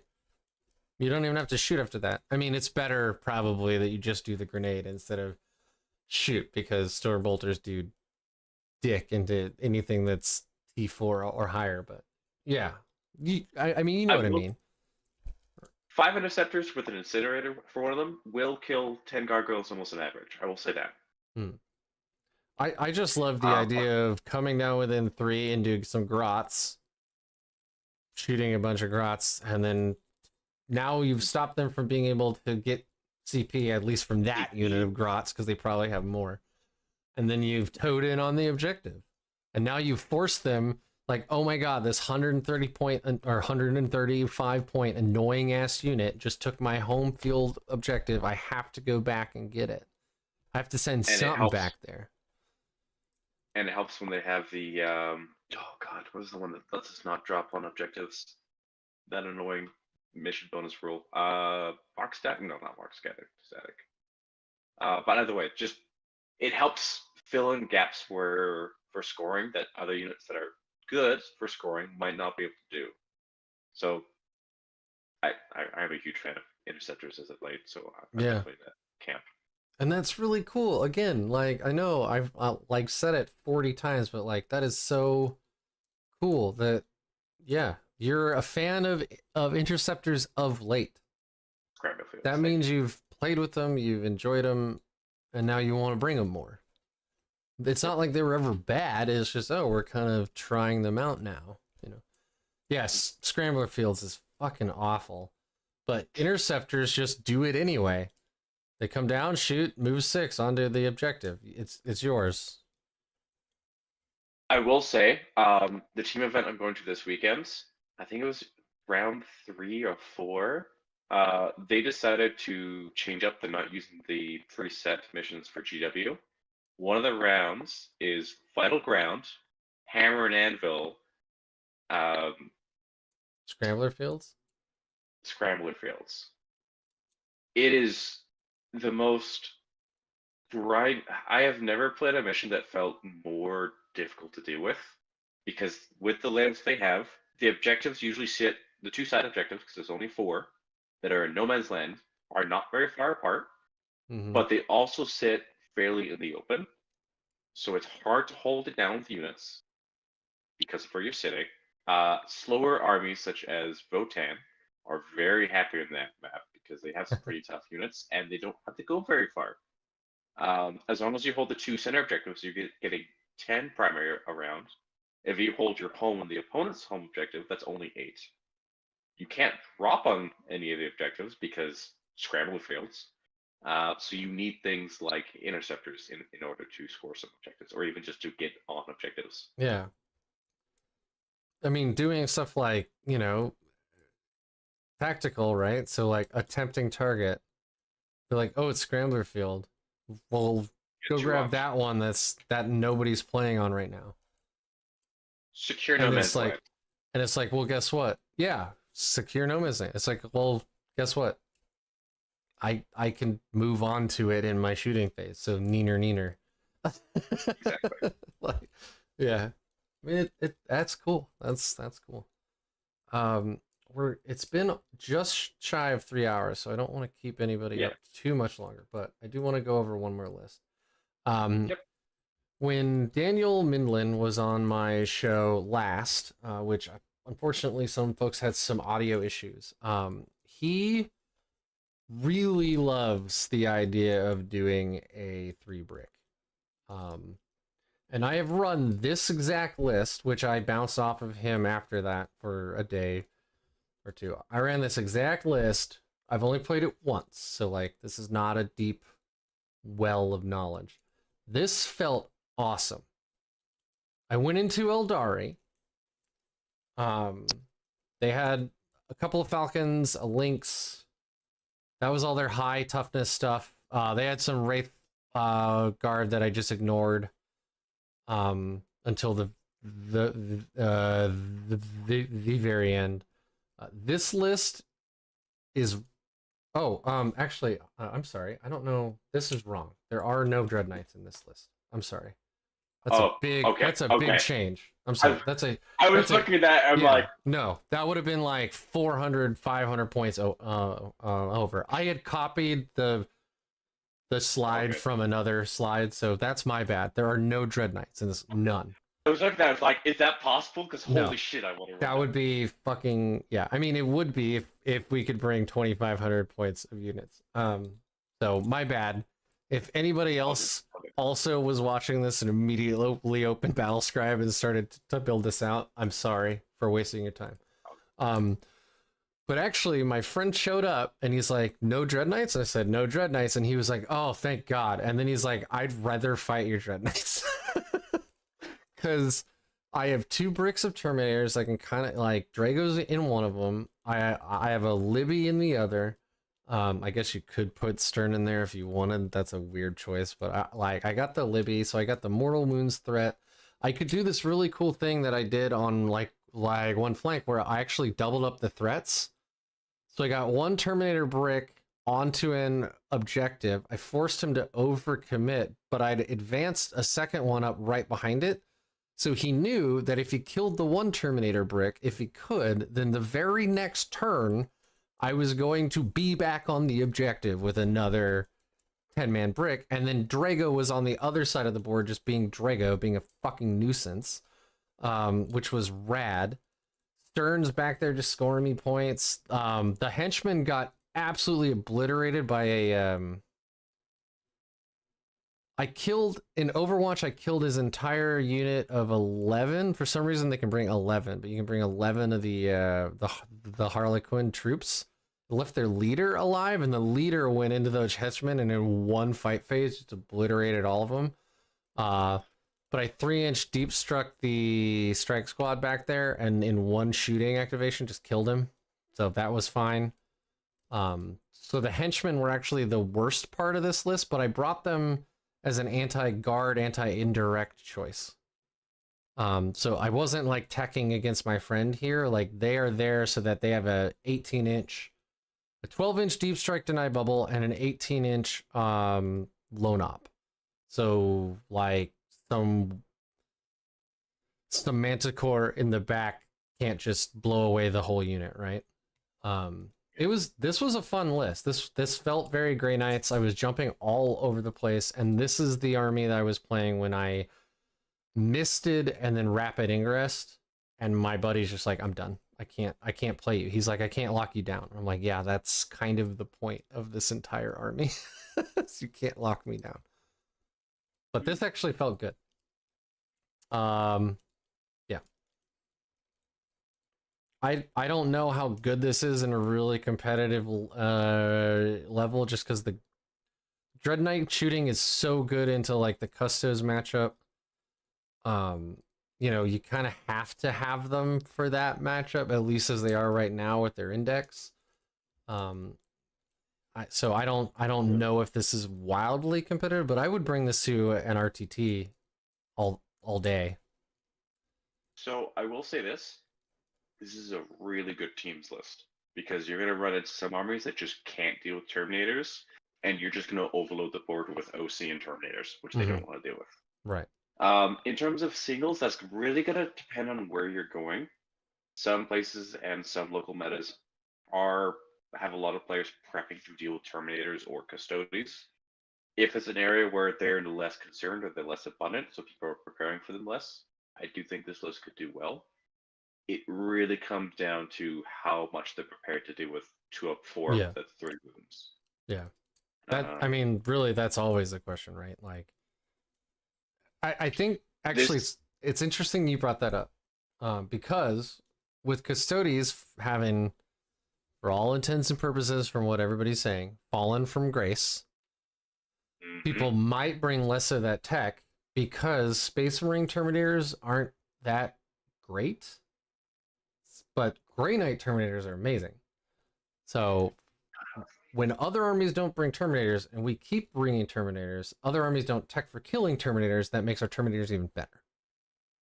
and I mean, hey, if the Dread Knight gets nerfed, oh no, Terminators. Yeah, we go back to 3x6x5 or 3x10. Dude, there is I a. mean, hey, Huh? Sorry. 6x5 with 3 librarians, Drago, throw a chaplain in there. Hey, there's a Yeah. chaplain. It's still I good. And let's say, oh my god, I haven't used him in a while. Voldus. this this actually fits 6x5 Terminators, 3 Yep, Libbies, 3 Chaplains, 1 Strike Squad. That is exactly 2,000 points, and one of them gets an enhancement. I don't remember which one I picked. But it's exactly 2,000 points. And it is actually kind of like, huh, I want to play that. That that is sounds really scary. that's not that bad. Yeah, It's not it bad at fits. all. A lot of Terminators, and half of them are either one half of them are doing a shitload of mortal wounds, and the other half have +1 to wound when they're in combat and lethal hits on the charge. Exactly. So, and they all have Now, 17 OC. if you could make a couple of those units paladins, so you could run 3 special weapons, Yeah, that'd be crazy. I mean, you could But drop then the you gotta, strike squad, but then nobody's holding objectives. yeah, it would take a lot of fiddling. But yeah, Yeah. I think there's a lot of potential there. I know some people are dreading and doomsaying about Dread Knights getting nerfed. We've got places that we can link back to. I will say for the Terminator heavy lists that don't have the shooting threat as much, um, the paladins with incinerators makes a big difference. But running into matchups such as Black Templars, World Eaters, those elite bricks Yeah. for melee armies are going to be a bit more of a problem again. Those sort of lists do struggle a bit because your only reliance are librarians for ranged output. So you're Hmm. forced to engage them in melee, which is where they want. So it like I said before, it comes down to what you're expecting to run into. Uh, Um, if anybody listening hasn't listened to my interview with Daniel Mindlin yet, he also he brought up an excellent point. He loves his paladins with the Grandmaster a lot, and it's for the same reason you do. But he said they were MVP in every game that he ever played, but the one that they were most MVP on was against Death Guard, because I can see that. they're ignoring all the modifiers that their entire army's thing is to put like modifiers on you. They ignore all of They, them they, except they the auto armor hit. one. They're strength 6, so they're wounding Marines on 3s. They're wounding most of their vehicles on 5s. It's -1, ignore cover, so they're going to be put on 4s almost entirely. Hmm. I can see that doing really great into Death Guard. For me, it was the two matchups that I really enjoyed them in was Gene Stealer Cults. Good Lord, were they were just an absolute menace. Any sort of horde list looks at that brick and just recoils in horror. Yeah. Um, Oh, there are and the other 6 list, strength 6 -1 damage flavors in there, by the way. 6. yeah, yeah. The other game that they actually surprised me in was into Space Wolves. Yeah. Into Okay. the Storm Lance. Thunder Wolves are chapter 6. Yeah. They're 3 up armor and they're 4 bendable. You ignore modifiers, so they're always in 4-ups. And you auto hit. The only thing you're doing is rolling force to wound, and there's nothing the Space Wolf player can do other than roll saves, because their main defensive utility they use are Armor of Contempt, you don't care, as well as Ride Hard, Ride Fast, which is -1 to hit and wound against shooting. You don't care. Yeah. Um, Don't care at all. the one game I had played, I think I basically was able to bring the unit down to like the 2 characters plus like 3 or 4 wolves. I shot at them with the paladin brick after giving them assault, advancing forward, shooting at them. They dropped down to it ended up just being 1 wolf and the 2 characters. The 1 wolf was like on 1 wound, so I killed 3. And then I forced him into a situation where if he moves, I overwatch him. If he charges, I overwatch him. If he does anything, I overwatch him. So he tried to just leave them there, and then I proceeded to put him back in the same position of shooting at the Right. unit, Yeah. dropped it down to just the Wolf Lord, and then he's stuck in the exact same position. Yeah. Um, since they're so reliant on falling back and charging, if you don't tag or bait out that Overwatch, that unit is just going to freeze whatever you put in front of it. It's such a it's another tool in the toolkit. I don't think it'd be great for absolutely every single matchup, but it's generally just a good tool. Just the way Overwatch works. It Overwatch did get a massive buff in 10th edition. Like, holy moly. Yeah. But yeah, I do think this list has potential. It's something to keep an eye out for fallback plans or adjusting.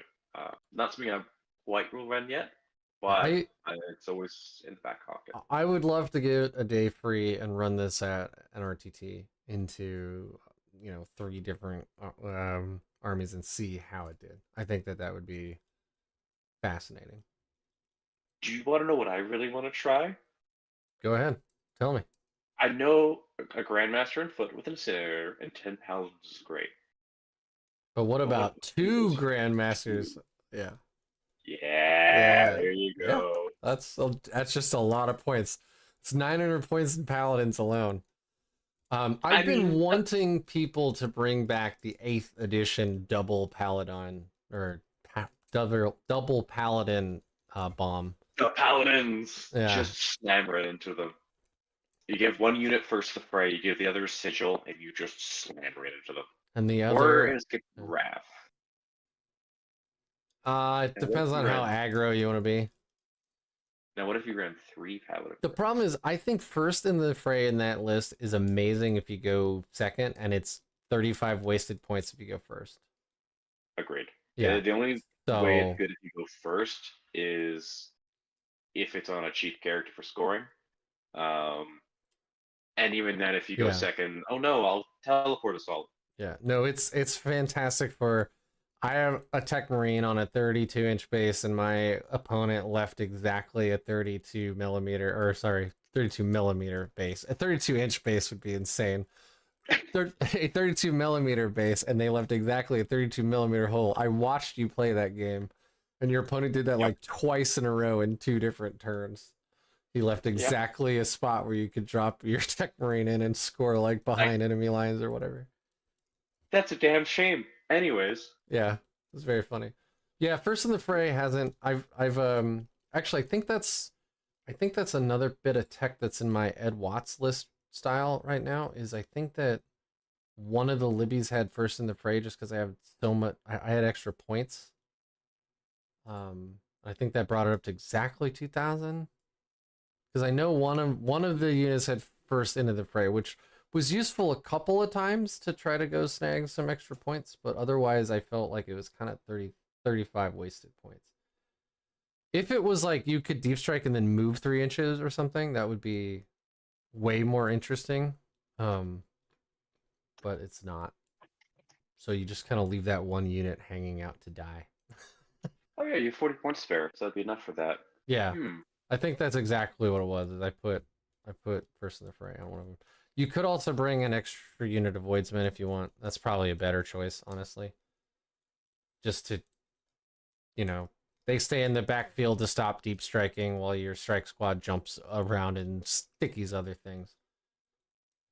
Or you could, I guess you could always strategic reserve them and they could come in and do an action later. Yeah.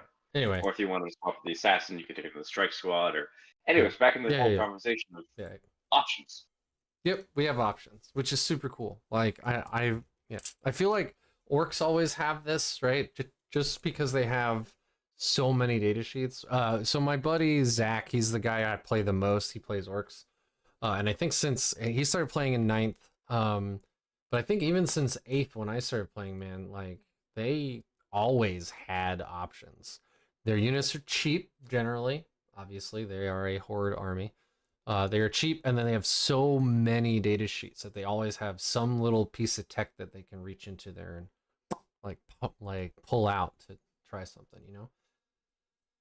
I remember there was actually a point during 9th edition where there were more orc releases in the last 2 years than there were Space Marine releases. I don't believe you. There was a time. It was very. Aren't there more Space Marine lieutenants than there are orcs? Like orc data sheets. Funny enough, not quite as much anymore. They've cut down on those, I believe. But yeah. It was. Let's see. Was it around the time? Was it when they released Desolation? No, it wasn't that. I think it was not long after they had released the new Beast, like the Beast Beast Boys, Snagas boys. Yeah. Beast Snagas, all those kits they released. Plus, in the last 2 years, they had released all the buggies. Plus, they had redone the boys. Plus, they had the new war boss. Like, they had a fair amount of new kits in that span of time. Would you like new kits? Yes, please. I've already been fiddling with trying to convert the new Terminators. They convert fairly nicely.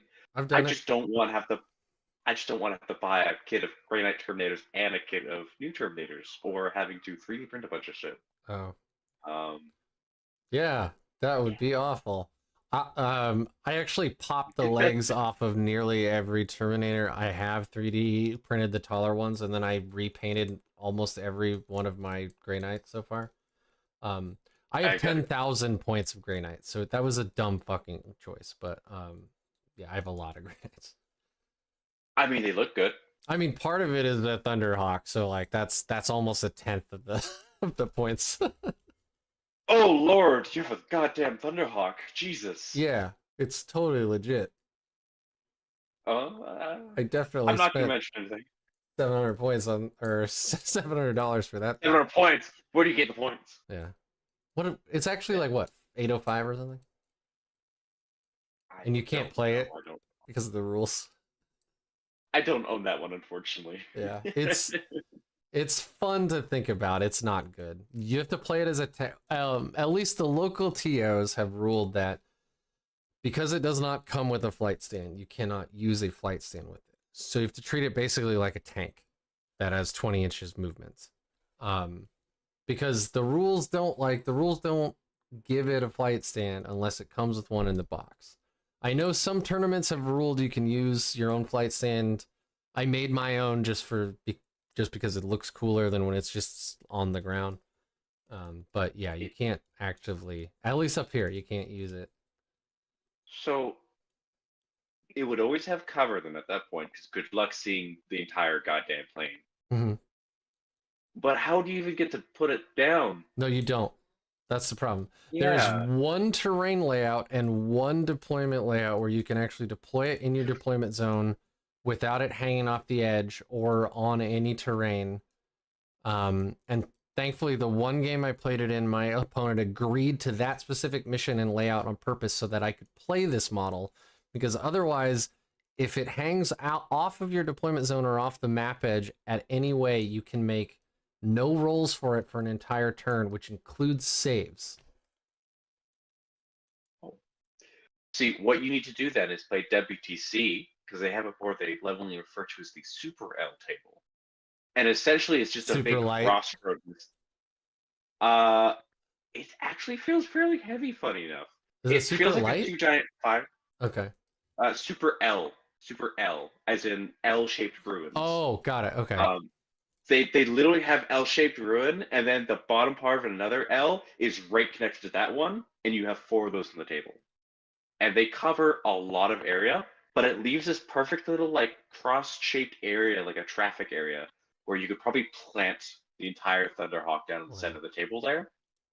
That's the only way I could think of. It has a very thematic rule. You get assault ramp for teleport assault or for deep strike units. Like you get assault ramp, and it can carry like 30 Terminators or something, 34 Terminators.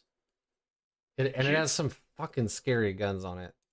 Like D6 plus 3 shots, strength 20 minus 4, 2d6 plus 3 or something, or 2d6 plus Silly 6 numbers. damage. Yeah. But I mean, it is 805 points, so I would hope I would hope it would have a couple silly numbers in there. But exactly. Anyway, it has been 3 hours, Daniel. Thank you so much. Yes. This has been an awesome talk. I think we're halfway done with what we could have talked about as well. Yeah, there's a lot more. There's a lot to talk about the current state of Grey Knights. So hopefully viewers can go through the entire video afterwards, or at least listen to while they're paying.